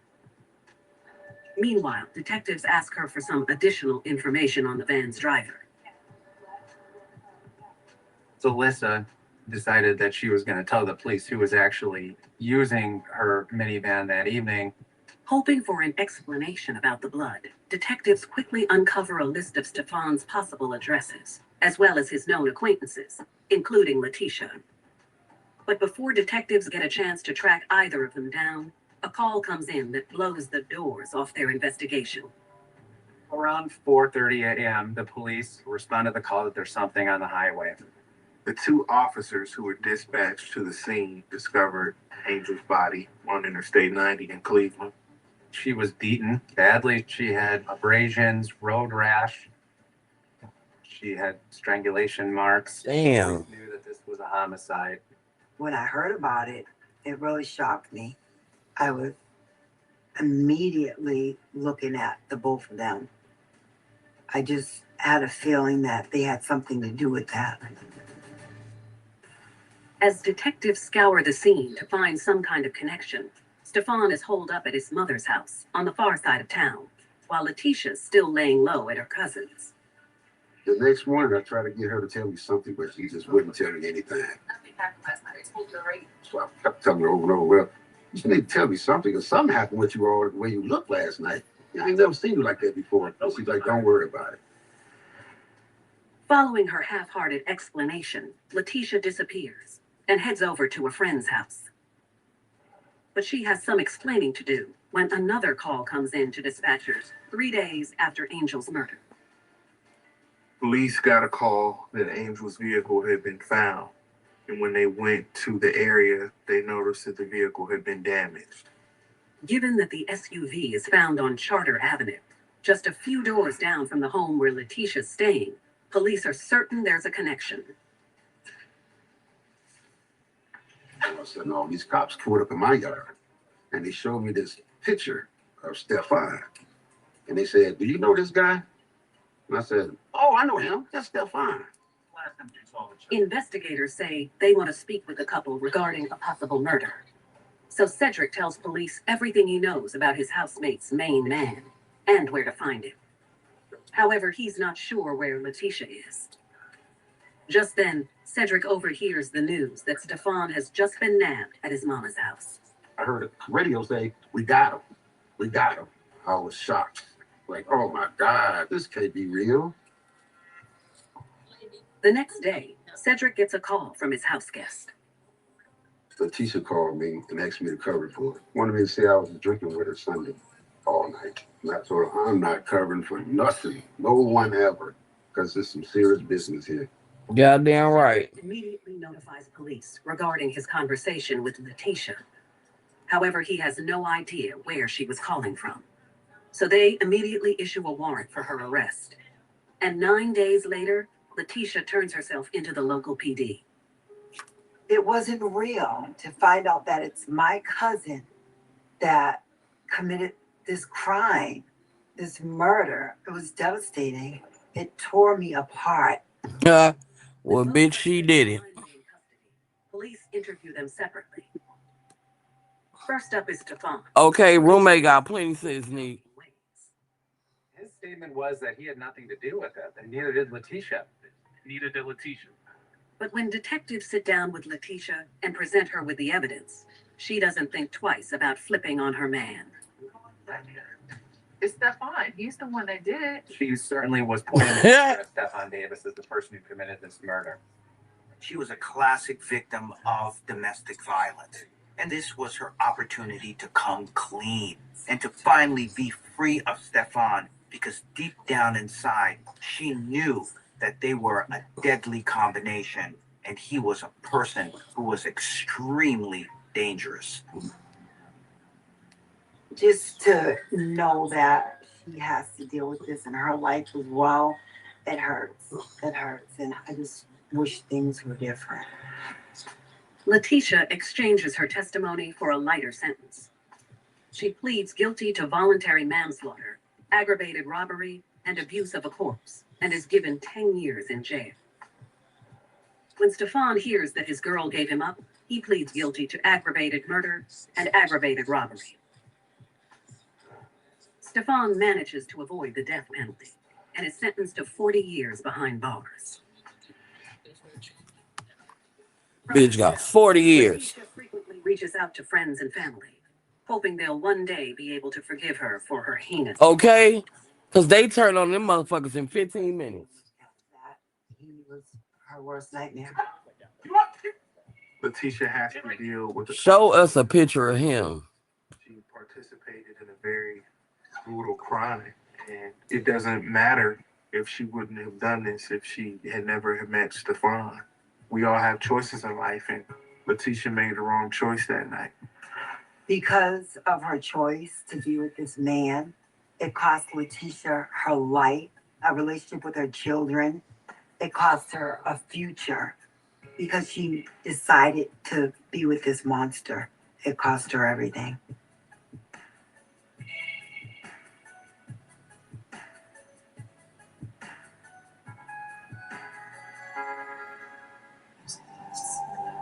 These bitches is cuckoo for motherfucking Cocoa Puffs.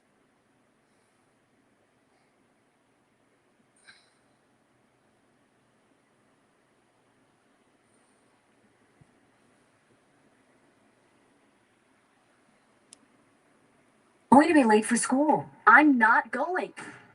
If traditional high school isn't working for your team, let Penn Foster Online High School open the door to a new path with flexible deadlines at their own pace. Learn more at pennfoster.edu.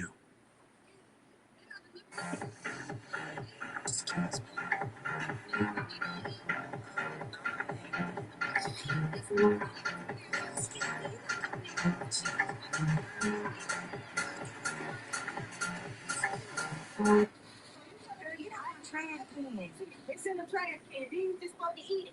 That's not mine. I don't know whose it is. California beauty Veronica Paz always had a thing for jocks. Brandon was the star of the football team, and Veronica was the prettiest girl in high school. They seemed like the perfect couple. But when a rival competitor enters the picture, she must make a deadly choice. She drove that kid up there for his execution. There's someone either a top fan or dead here, right from the back of his head. They were a lethal team and would do anything for each other, even kill. And later, afflicted with cerebral palsy, British-born Donna Slaughter never felt worthy of a man's attention. Donna needed security and love and to feel like a desirable woman. So when she meets a man who gives her all of those things, she's willing to do absolutely anything for him. Jason had him sign the insurance doc, but Donna insured the payout. She would do anything he wanted her to do, even murder.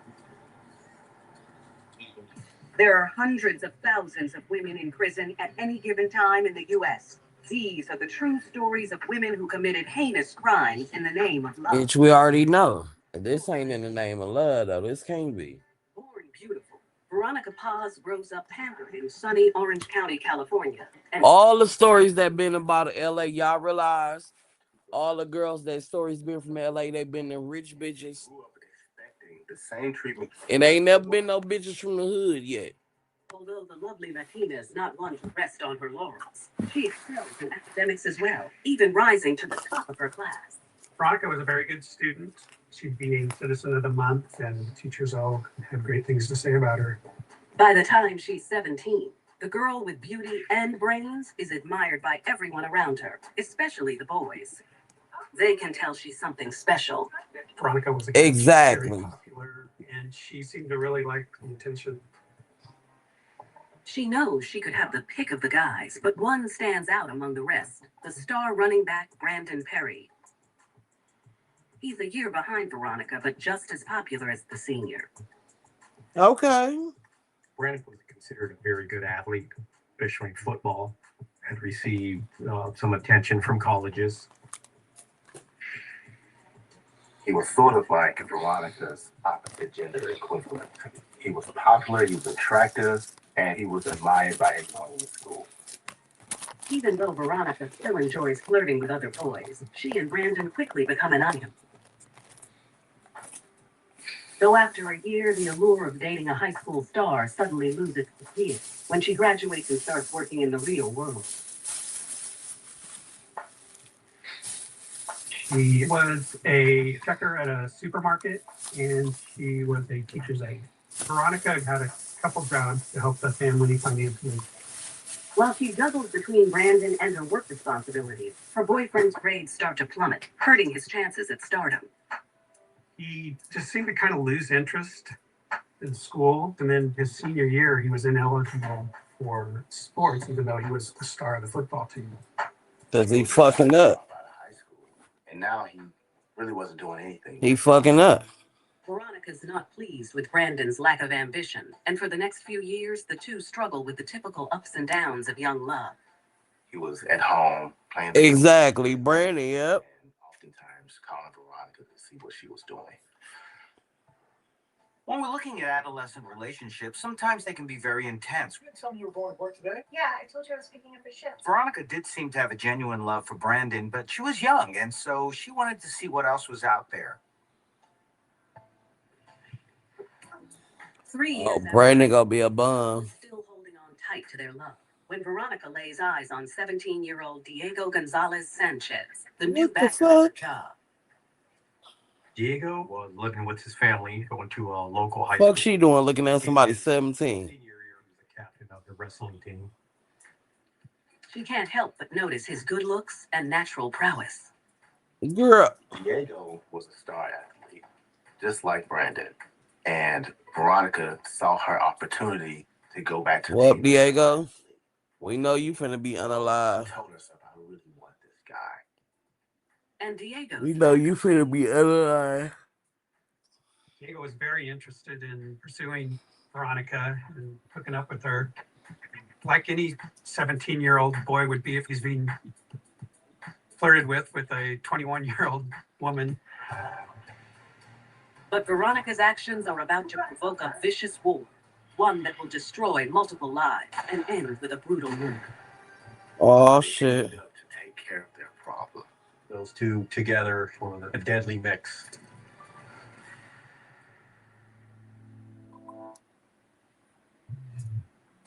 In Orange County, California, 21-year-old Veronica Well, he didn't work. finds herself attracted to her new coworker, high school senior Diego Gonzalez Sanchez. Brandon got kicked off the football team and shit.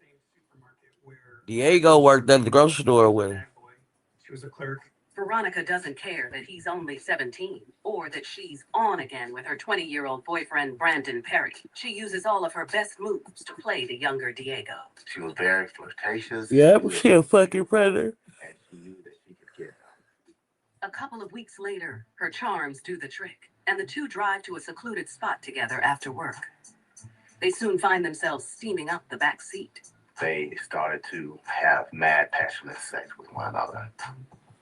Jumping into a sexual relationship is really not a good idea, especially if you're young, because one person may be enamored with the sex and you end up having that very unbalanced relationship. Exactly. One in it for sex, one in it for the real thing. Exactly.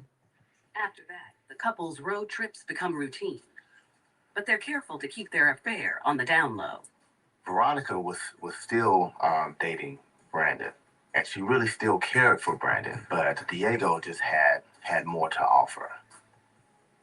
But when she hints at being exclusive, the teenager casually brushes her off.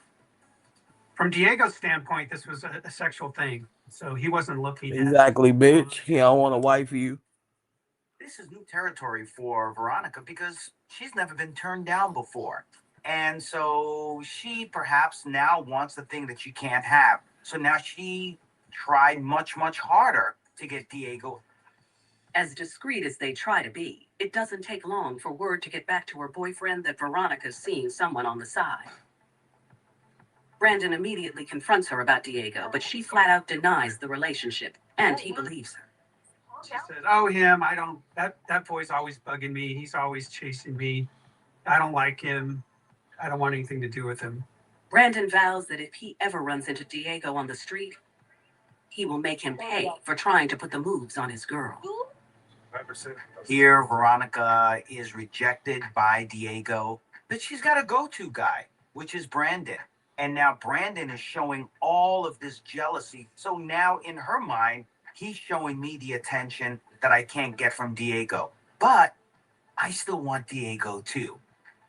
A few months later, while continuing to date Brandon and enjoying her secret trysts with Diego, Veronica pushes the high school wrestler for more.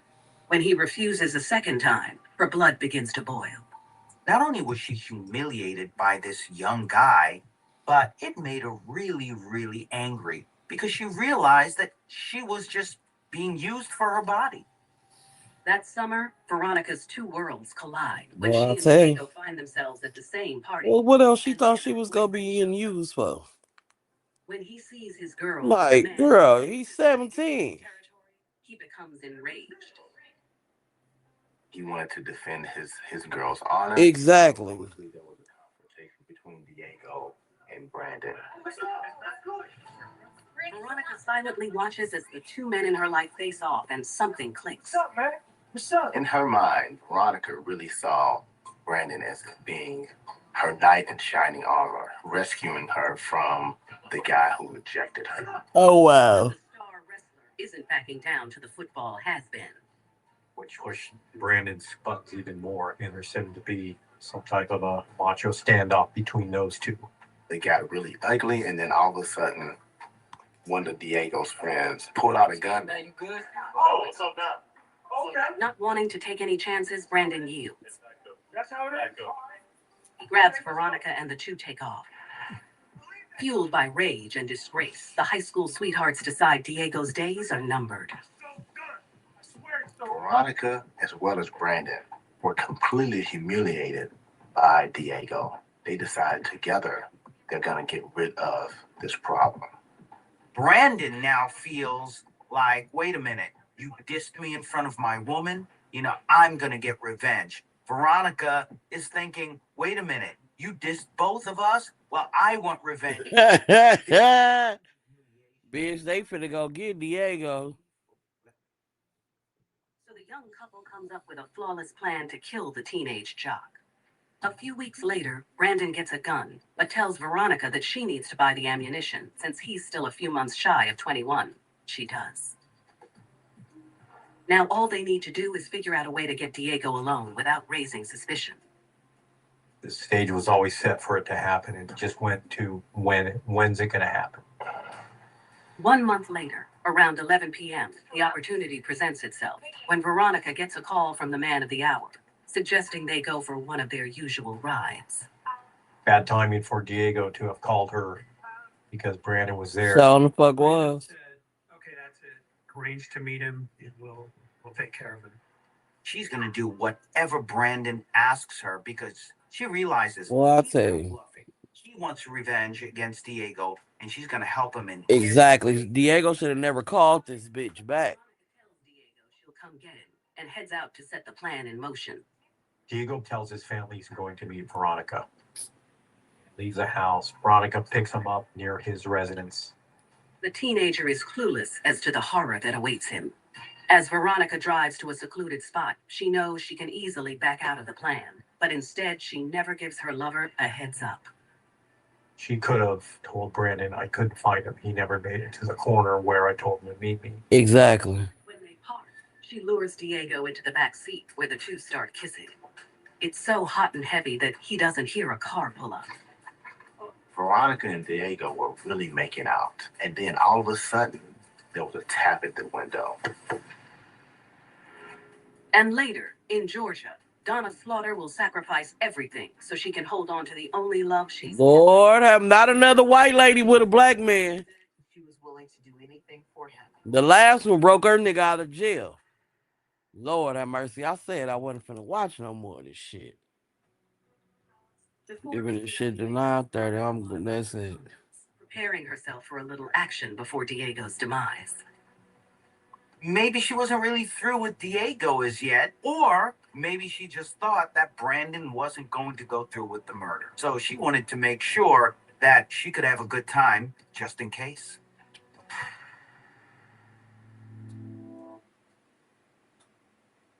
Home. It's more than an address. It's where you connect. You recharge. You succeed. You learn. You celebrate. You explore. Home is where you experience life's most significant moments and all the little ones in between. Irvine Company apartment communities. Where home. Well, these bitches, I'm telling you, these bitches is crazy. I ain't never seen no bitches. These bitches is down for the pound. You hear me? They down for the cause, bitch. We ain't got shit on these bitches. I can tell you that right now. City Hall, and the price of rent skyrocketed. So on City Council, I capped rent for over 1 million Angelinos. You know you gotta be a sick bitch if you go get a goddamn 6-year-old. Nothing so radical about that after all. So that 6-year-old can be essayed by your man. And then you join in. Veronica Paz lures 17-year-old Diego Gonzalez This shit is to an crazy. isolated Lover's Lane in Orange County, California for sex. When her boyfriend Brandon Perry shows up, hell-bent on getting revenge after being humiliated by the teenager. He pulls Diego out of the backseat at gunpoint. Veronica jumps out of the car and stands by her boyfriend as he confronts the man who embarrassed them both. Brandon and Veronica are standing side by side. Diego in front of him. Just put it down. Diego took one step forward. And at that moment, Brandon shot Diego in the head. To be sure he's dead, Brandon shoots him in the head again. If the first shot to the forehead did kill him, the second shot certainly did. In that moment, emotions were flying high. This was going to be the culmination of their revenge and the humiliation that they went through, and she just wasn't going to stop at this point. Before anyone spots them, the duo tries to get rid of the body, but their idea has a flaw. They tried to actually burn Diego's body with diesel fuel. That didn't really do the job because diesel fuel isn't as flammable as petroleum or regular gasoline. Although the body burned a little, didn't get rid of the evidence. In a panic, the pair take off and call a couple of their pals to be their alibis. They got their friends to agree to say that they were at their houses during the murder. Veronica and Brandon go to sleep in their respective parents' houses, believing their secret is safe. I would have to think they were in some sort of emotional shock. And the way that they could deal with that situation is not to think about their heinous acts, but more than anything else, how it brought the two of them together. They were now as thick as thieves. The next morning at 8 a.m., two young men come across Diego's partially charred remains. Hi, this is Orange County Fire. Can I help you? Yeah, I'm in the Orange Park Acres, and there's someone either top dead or dead. Okay, what do you see? Guy lying in the driveway. Blood from the back of his head. As investigators reach out to Diego's family, they're horrified to learn of his violent death. Damn. They were devastated, couldn't believe that their child, who had such a bright future and so much potential, was murdered. And it doesn't take long before the name Veronica Paz pops up in the investigation. This bitch, he told his people he was coming to see your raggedy ass. That he knew that Diego was meeting up with Veronica that night. But police are really interested in what a friend of Diego tells them about Veronica's boyfriend, Brandon Perry. They learned that there was a love triangle going on. I That just Diego realized my damn nose ring ain't in. party together. Where Brandon the fuck I lose it? he confronted Diego. I don't even know. Investigators immediately track the high school dropout down at his home, and he volunteers to come in for questioning. But that's where any cooperation ends. Okay. When I asked him, "Are you aware of a person by the name of Diego Gonzalez?" "No, I'm not," which I knew was A lie. Sensing they're on the right track, detectives bluff and tell him they have his cell phone records and can tell exactly where he was when Diego was killed. And they're careful not to mention the location of the crime scene itself. They don't have to. He bites on it and puts himself right in the area where the body's found. Brandon incriminated himself by stating that he was driving around near the crime scene. Realizing he's in over his head, Brandon refuses to say another word. Yeah, that bitch got life. Investigators charge him with first-degree murder. Next, police bring in Veronica, and over the next several hours, she flat out denies meeting Diego the night he was killed. At no time did you say that you would meet with Diego. No way I thought of that, you know. I really don't want to deal with these girls. You know, that's just, you know, just trouble. I don't want to deal with them at all. She sticks to their These bitches be lying. You hear me? She used her alibi and stuck to it. And also, she stuck by Brandon and stated that he didn't have anything to do with the crime. Well, are you trying to cover up something else? Brandon actually can be pretty honest. Fearing what he might be saying about her role in Diego's demise, Veronica turns on her man. I bet you did. Veronica had for Brandon at this point, it was about self-preservation, and therefore that love went out the window. Boy. She wants to tell me the truth. I ask her what that is, and she says to me that Brandon shot Diego. Through tears, Veronica admits that she lured Diego to his death, but had no idea Brandon was going to kill him. She said, "Oh, I only thought he was going to beat him up." After talking with her friends, police are way ahead of her and don't buy it. She was aware that Brandon had a gun. She bought the ammunition for that gun when she told me she had no idea the end result was going to be Brandon shooting Diego. I can't believe that. 48 hours after Man. Diego was shot in cold blood, Veronica Paz is arrested for first-degree murder and lying in wait. With the overwhelming amount of evidence against Brandon, he agrees to make a deal. His days of backing Veronica. Brandon was facing life without the possibility of parole. When he found out that Veronica had thrown him under the bus, he agreed to a plea deal where he would get life with the possibility of parole and would testify against Veronica. 4 months later, Veronica Paz goes to trial and is convicted of first-degree murder. But in 2008, her conviction is overturned on appeal because of faulty jury instructions. Oh. And she decided to plead to second-degree murder. She is sentenced to 15 years to life. Veronica now has plenty of time to think about how she went from a popular young woman with a future to an accomplice to murder. Without Veronica's role, I don't believe Diego would have been killed. Because a lot of girls got pretty girl syndrome.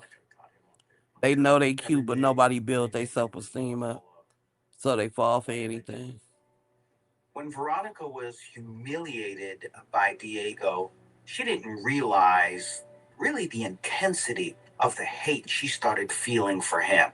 And of course, having her go-to guy, Brandon, in many ways enabled that hate. She had someone who actually now made her feel better and emboldened her to go along with this murderous plot. 35. That ain't bad, though. It's bad what she did. What I'm talking about. She low-key got away with it. Donna Slaughter's devotion. Oh, shit. Donna, what you done did? England native Donna Brimble has always struggled to fit in because of a developmental disorder. Boy, I told you, the homies love getting somebody that's crippled or disabled. She has trouble keeping her balance without the use of a cane. Cerebral palsy is a neurological issue where people have abnormal brain development, and it causes a lack of coordination of muscles and movement. With a strong support system behind her, Donna does the best she can to live life to the fullest. But she wants more. Her family wasn't wealthy. However, they were able to make certain that Donna had any and all of the things that she needed. But she wanted to be like anybody else. She wanted to have a normal life. She wanted to love. By the time she's 30, she can no longer ignore her needs. With few friends and no romantic relationships, she gives online dating a try to find that special someone. This is a way for her to open up her life and her world to other people because she wasn't going to have that opportunity at home. And it's not long before a 23-year-old American man from Delaware named Jason Slaughter contacts her, and she's immediately taken in by his charms. They talked with each other and they even exchanged pictures. Jason knew all the right things to say. Donna was starving for attention, and no one ever talked to her in that way before. Therefore, it was something that was gratifying to her. The pair talk daily, and Donna reluctantly admits she doesn't work because of her cerebral palsy. But Jason doesn't seem to mind. In fact, he wants to come clean about his own past and have no secrets between them. Jason told Donna that he was bisexual, but he told her, this is no longer who I am. Because of you, I want to be with you. I'm in love with you. So that's making her feel even better as a woman. But what she doesn't know is that her new love has more than one secret. He's actually an ex-con with a criminal record who lives off of his petty scams. Oh, shit. Look at this nigga. And later, after a month or two, vandalized the apartment, write hate messages all over the building and filed claims with insurance companies. Jason was a con man and a master manipulator. After a few months of chatting back and forth, Jason insists they meet in person, and Donna jumps at the chance. When you already have a physical limitation, you feel like nobody wants you, nobody will love you. This may be my only chance at. Donna definitely did it. Donna did it. Donna did it. Come to the United States. She met Jason in Delaware, and he was everything she thought he would be, especially in her fantasy world. And they got along just great. So, in her mind, it was the perfect union. And now that Donna's found a man, she's willing to do his bidding and destroy anyone who comes between them. Let's go. She was completely devoted to him. She's going to go through the fire for and with her man. Bitch, you cripple. Why you doing all that? At Wayfair, delivery and setup can be as easy as, well, That's a dedicated bitch. For a bitch to be crippled. This bitch got cerebral palsy. Her brain and her goddamn body ain't even connected.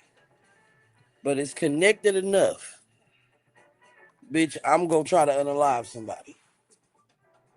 It is sick, but it's addicted. I'm telling you. every style, every home. We've been watching since this morning. Bitch, how you cripple trying to unalive somebody for a nigga? That's dedication. That's dedication like a motherfucker. She gonna be the last one for real. I gotta take my ass to work. We showed up today. That's half the battle, baby.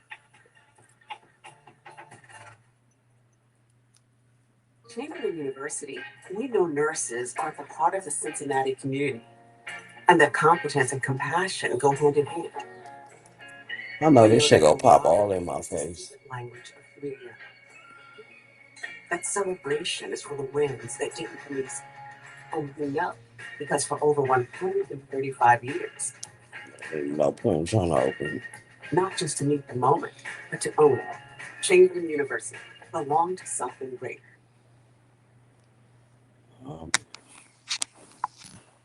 Donna did it. Another great hotel and another great deal. Yeah, same here. Paid just $285 a night on my favorite site.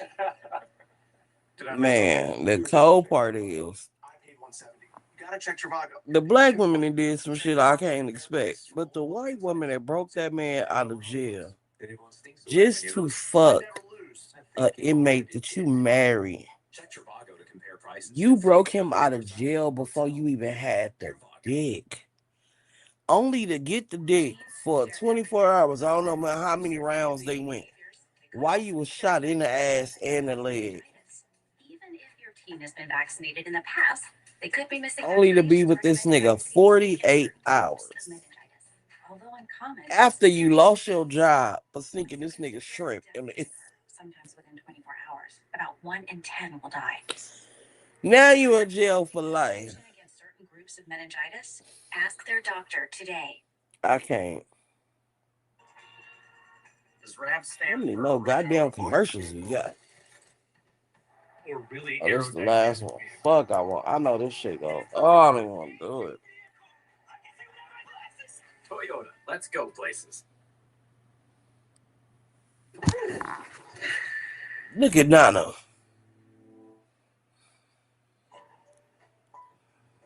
After meeting the love of her life online, Britain Donna Brimble can't believe her luck when she finally lays eyes on Jason Slaughter in person in Delaware. And he's everything she had hoped for. They had not been boyfriends in the past, and nor was she ever really in a relationship with anyone else. Donna had cerebral palsy. She was frail. She walked with a cane. And here comes Jason. He's sexy. He's good looking. He's telling her, I will love you. I will be with you, despite your physical limitations. After making love for the first time ever, Donna is on cloud 9 and even more committed to him. Oh Lord. I believe she fell hard and completely, unconditionally in love with Jason Slaughter. In healthier relationships, we see that it's not just about the sex, but it's about emotional intimacy. So this is everything that Donna wanted. And therefore, for her, that was the optimal relationship, emotionally and sexually, and having both together. I was surprised for you. So when Jason asks her to marry him after only a few days, she accepts without Oh hesitation. Lord. Oh Lord. Of all the women in the world, he wanted her. Oh God. Oh God. Here we go. She represented someone who was a means to an end. Just months later, the couple marry at a Delaware courthouse, and Donna never sets foot in the UK again. All she cares about is being Mrs. Slaughter. She lost contact with her family, all of her support. She was all in with her relationship with Jason. To start their new life together, Jason rents them a quaint little house in Moth, Georgia, just a couple hours south of Atlanta. With a population of 1,600, they have all the privacy they need as newlyweds. You're not going to have the nosy neighbors. The next person maybe 5-10 acres away. As the two settle in, Donna's joy is only matched by her love for Jason. I'm sure it was going really well. You know, you're a new couple, newlyweds. I'm sure they were incredibly happy for a while. Although within a few months, it becomes clear that without a steady income, they're going to sink deeper into debt. Jason's not working, but he has some savings from previous jobs, maybe some previous scams, some other things. He has a savings account built up. That's starting to dwindle down. And Donna can't help but notice Jason spending more and more time online. But she has no idea he's suddenly searching the internet looking for someone who might be able to pitch in and doesn't let gender stand in the way. So he's initiating new relationships with other people. Oh, he a real freak. And when he comes across the dating profile of a 21-year-old man named Michael Hagel, he can tell right away the young man is in need of some TLC and decides to reach out to him. Michael is somebody who lives in St. Louis, but his family is not a fan of the homosexual lifestyle. Not only is he lonely, but just like Donna, Michael has a disability that makes him insecure. One of his legs was longer than the other, had surgery with a hip implant, and he was getting a disability. They corresponded back and forth, and they became Oh shit. Jason was a troll. He knew how to pick the right people who are vulnerable emotionally, physically, and sexually, and those were the people he targeted on. Believing her husband can do no wrong, Donna turns a blind eye to Jason's new friend, even when he visits him in Missouri. Whether there was intentional ignorance on Donna's part, we don't know. After just a few months, Jason tells Michael he's in love with him and asks his new boyfriend to move in with him in Georgia. Michael, believing he's met someone special, jumps at the chance for true love, just like Donna did before him. Michael had detached himself Oh wow. on his own volition from his family. And so he was more than willing to Bitch, Donna finna get you. a person who he would welcome. Donna finna get you. It's only gonna be one disabled motherfucker in this bitch. That spring, Michael packs his bags and makes the 700-mile trek from St. Louis, Missouri to Moth, Georgia. Jason tells his wife he's invited Michael to be their roommate to help with their bills, and she couldn't be more thrilled. Jason was quick to explain it away. He's financial income. He's a supplement to their income. So it didn't raise any red flags for her. But when Michael gets there, he's shocked to find that Jason doesn't live alone, but instead is married to a woman. Jason is telling him, oh, you know, Donna is just here because she wants to have her citizenship. There's nothing going on with us. But to be sure Donna's feelings don't get hurt, he asks Michael to keep their romantic relationship a secret, and he agrees. Okay, go ahead. Yeah. Jason is just dealing spin. He's got both of them wrapped around his finger, neither one knowing about the other. The three form an unconventional family, with Jason at the helm, and no one disputes it. Donna and Michael basically came under Jason's wing because he was a master manipulator. But more than anything else, he isolated them from their families, whereas now he became the only one, the alpha. But within a few months, Donna notices the two men in her life spending a lot more time together. Donna kind of gets hips to the fact that a lot of the times it's kind of Jason and Michael over here together, and they're leaving me out. And then Girl. at her and had to destroy the feeling that she was the only one who Jason cared about. In an effort to soothe his wife's insecurity, Jason tells her he's going to take out an insurance policy on himself and Michael, so she'll be taken care of if anything happens to them.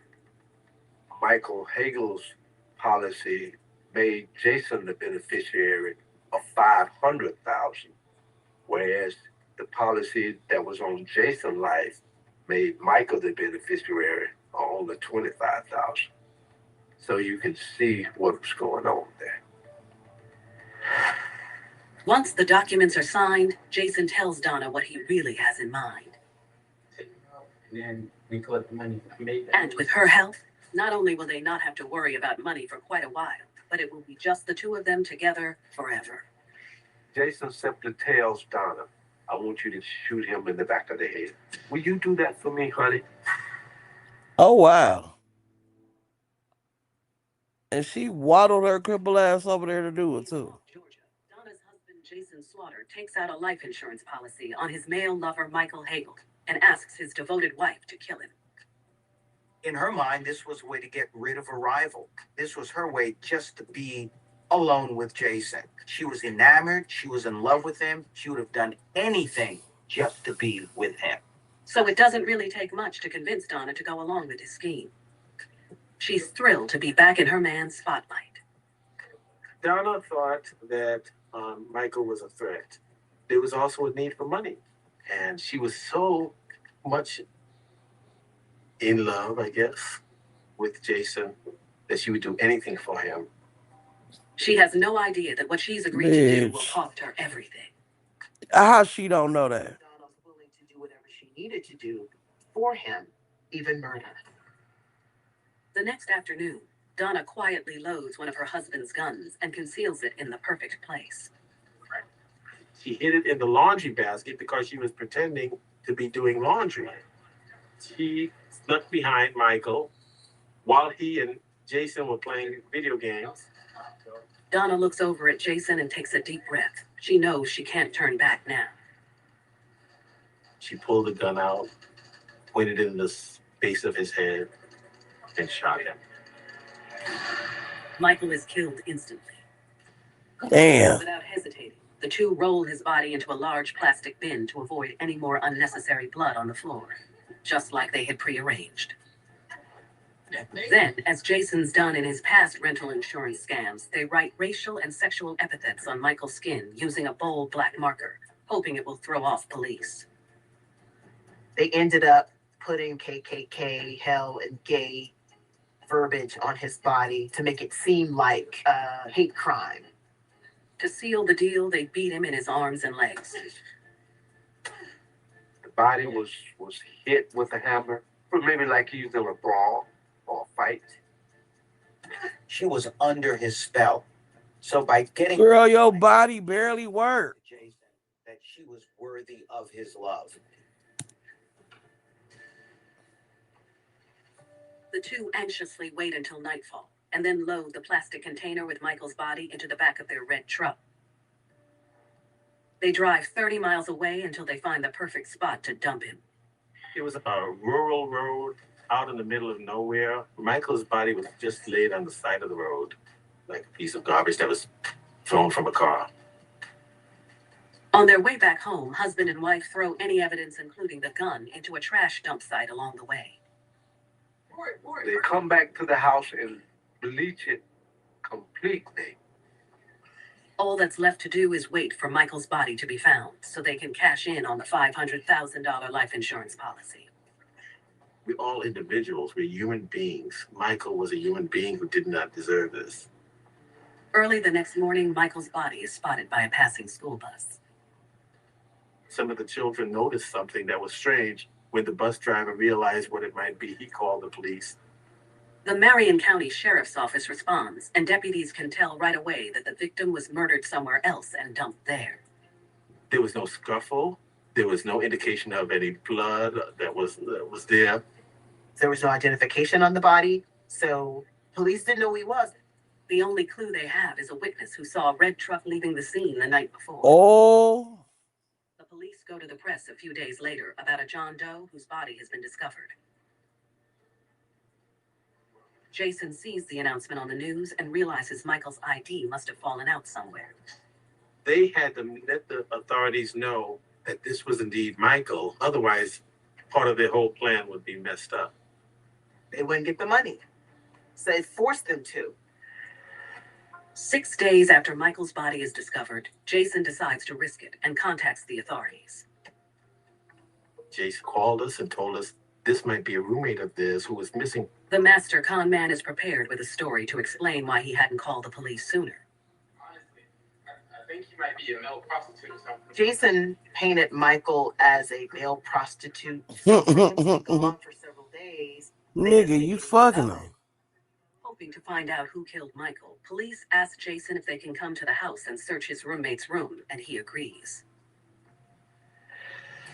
But what investigators find will quickly break the case wide open and show just how devoted a wife can be to her husband.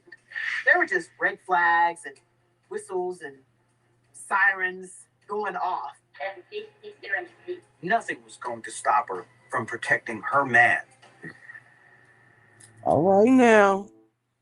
Get you a fucking Donna. Slaughter is currently being tried for the murder of a Delaware man, Christopher Masters. Lord, what time is it? Similar circumstances as Michael Hagel.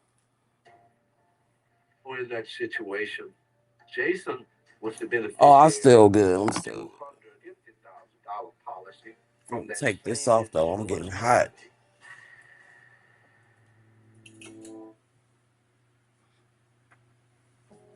Like a relentless weed, moderate to severe Crohn's disease or ulcerative colitis symptoms can keep coming back.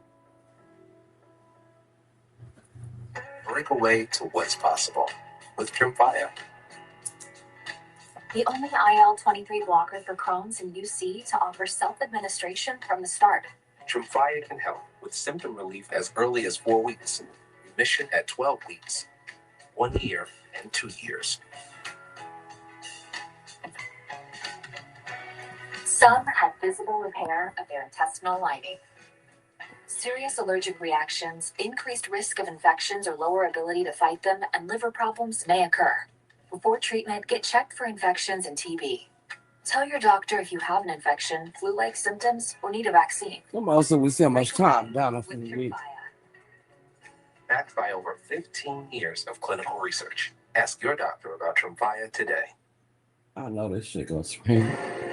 It's so hard to make sense of the chaos. It's just devastation in every direction that you turn. This group of Orange came here and has been nonstop help. They've always been great. Excited to work. Samaritan's Purse is in for the long haul, taking something that's real bad and turning it into something good. You can help bring hope. Visit SamaritansPurse.org.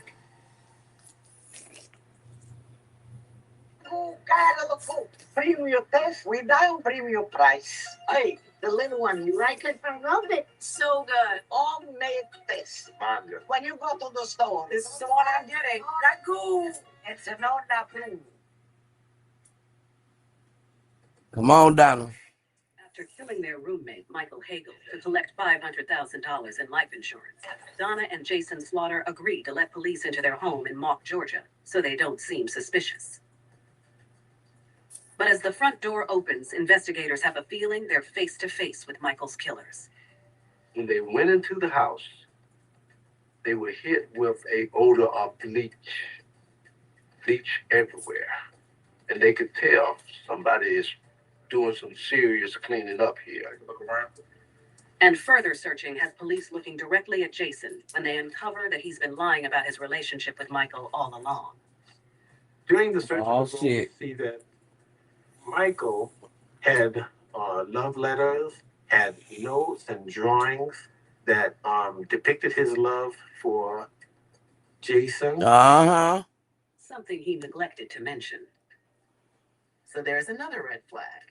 And why didn't Jason tell police that there was this relationship? And just all of the story just started unraveling.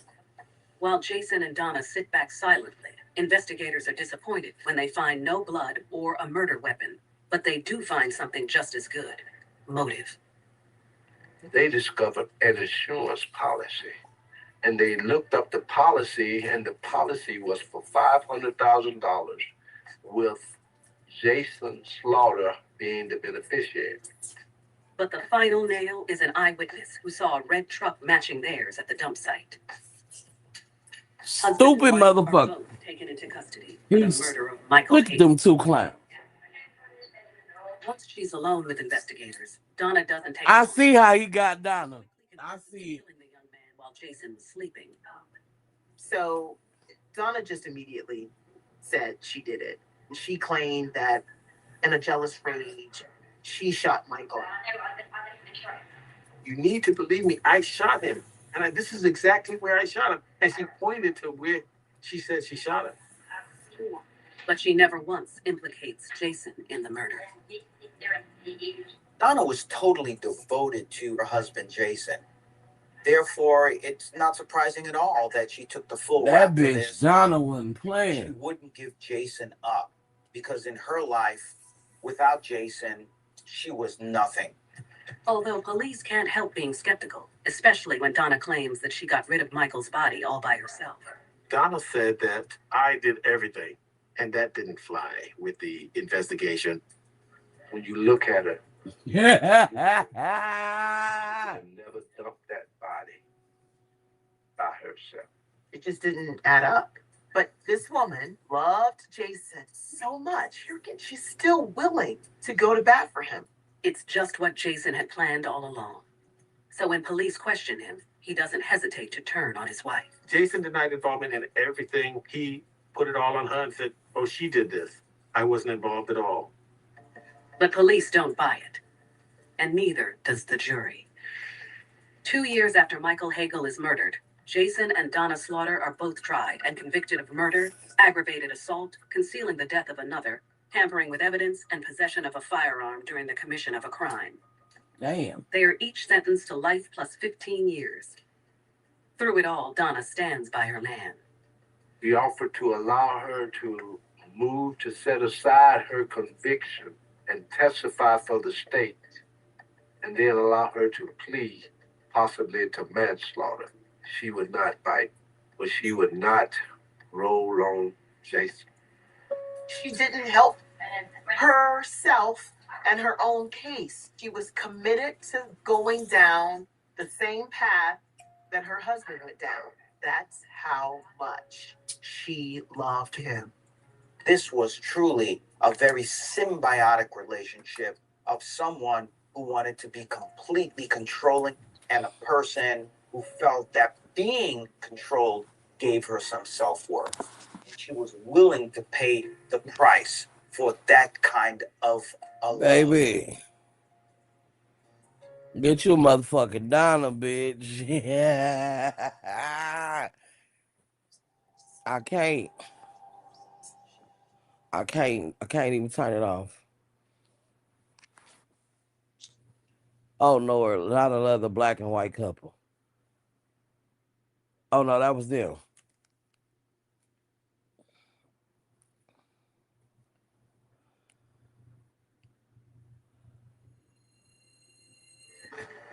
Mississippian Kathleen Nelson struggles to make ends meet until she falls for a man whose dream of hitting it big hits an all-time low. No. Was immediately attracted to him. She thought he was very handsome. No, I gotta go to work. I gotta go to fucking work. Cash results in a savage feud. She's willing to sacrifice anything and anyone to protect her man. They broke out her window and began beating her. It was an act of pure evil, and Kathleen was in it for the long haul. And later, Okay. I can't do no more of these bitches. We in season 2. I need a goddamn break, Felicia bitch. Scott took extreme I need a to give break. her man a child. But she isn't the only woman willing to go to unspeakable lengths in the name of love. In Tampa, Bitch, I can't. Oh, I think it's inappropriate for a man to ask a woman their age. Well, I need to know how young and fertile you are. She's old enough. You're in the 30s. You're in your 30s and you don't have any.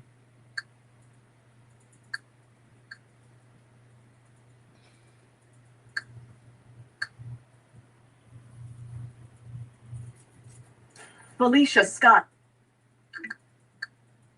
Hell no, they almost got me back.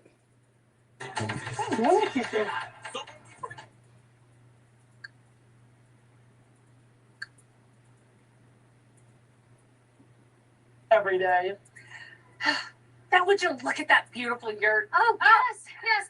And at half the price of the cabins. Dave Ramsey'd be so proud of us. Here's my. Oh no. But I love y'all. And I had an amazing day with y'all all day today. I really did. Thank y'all for rocking with me the whole time until we ain't got my mama. Oh shit. Time to separate the men. Y'all know I love y'all. But my ass do gotta go to work. I'm gonna try to go to sleep for like an hour. I love y'all. I'll see y'all tomorrow. Sunshine of dead.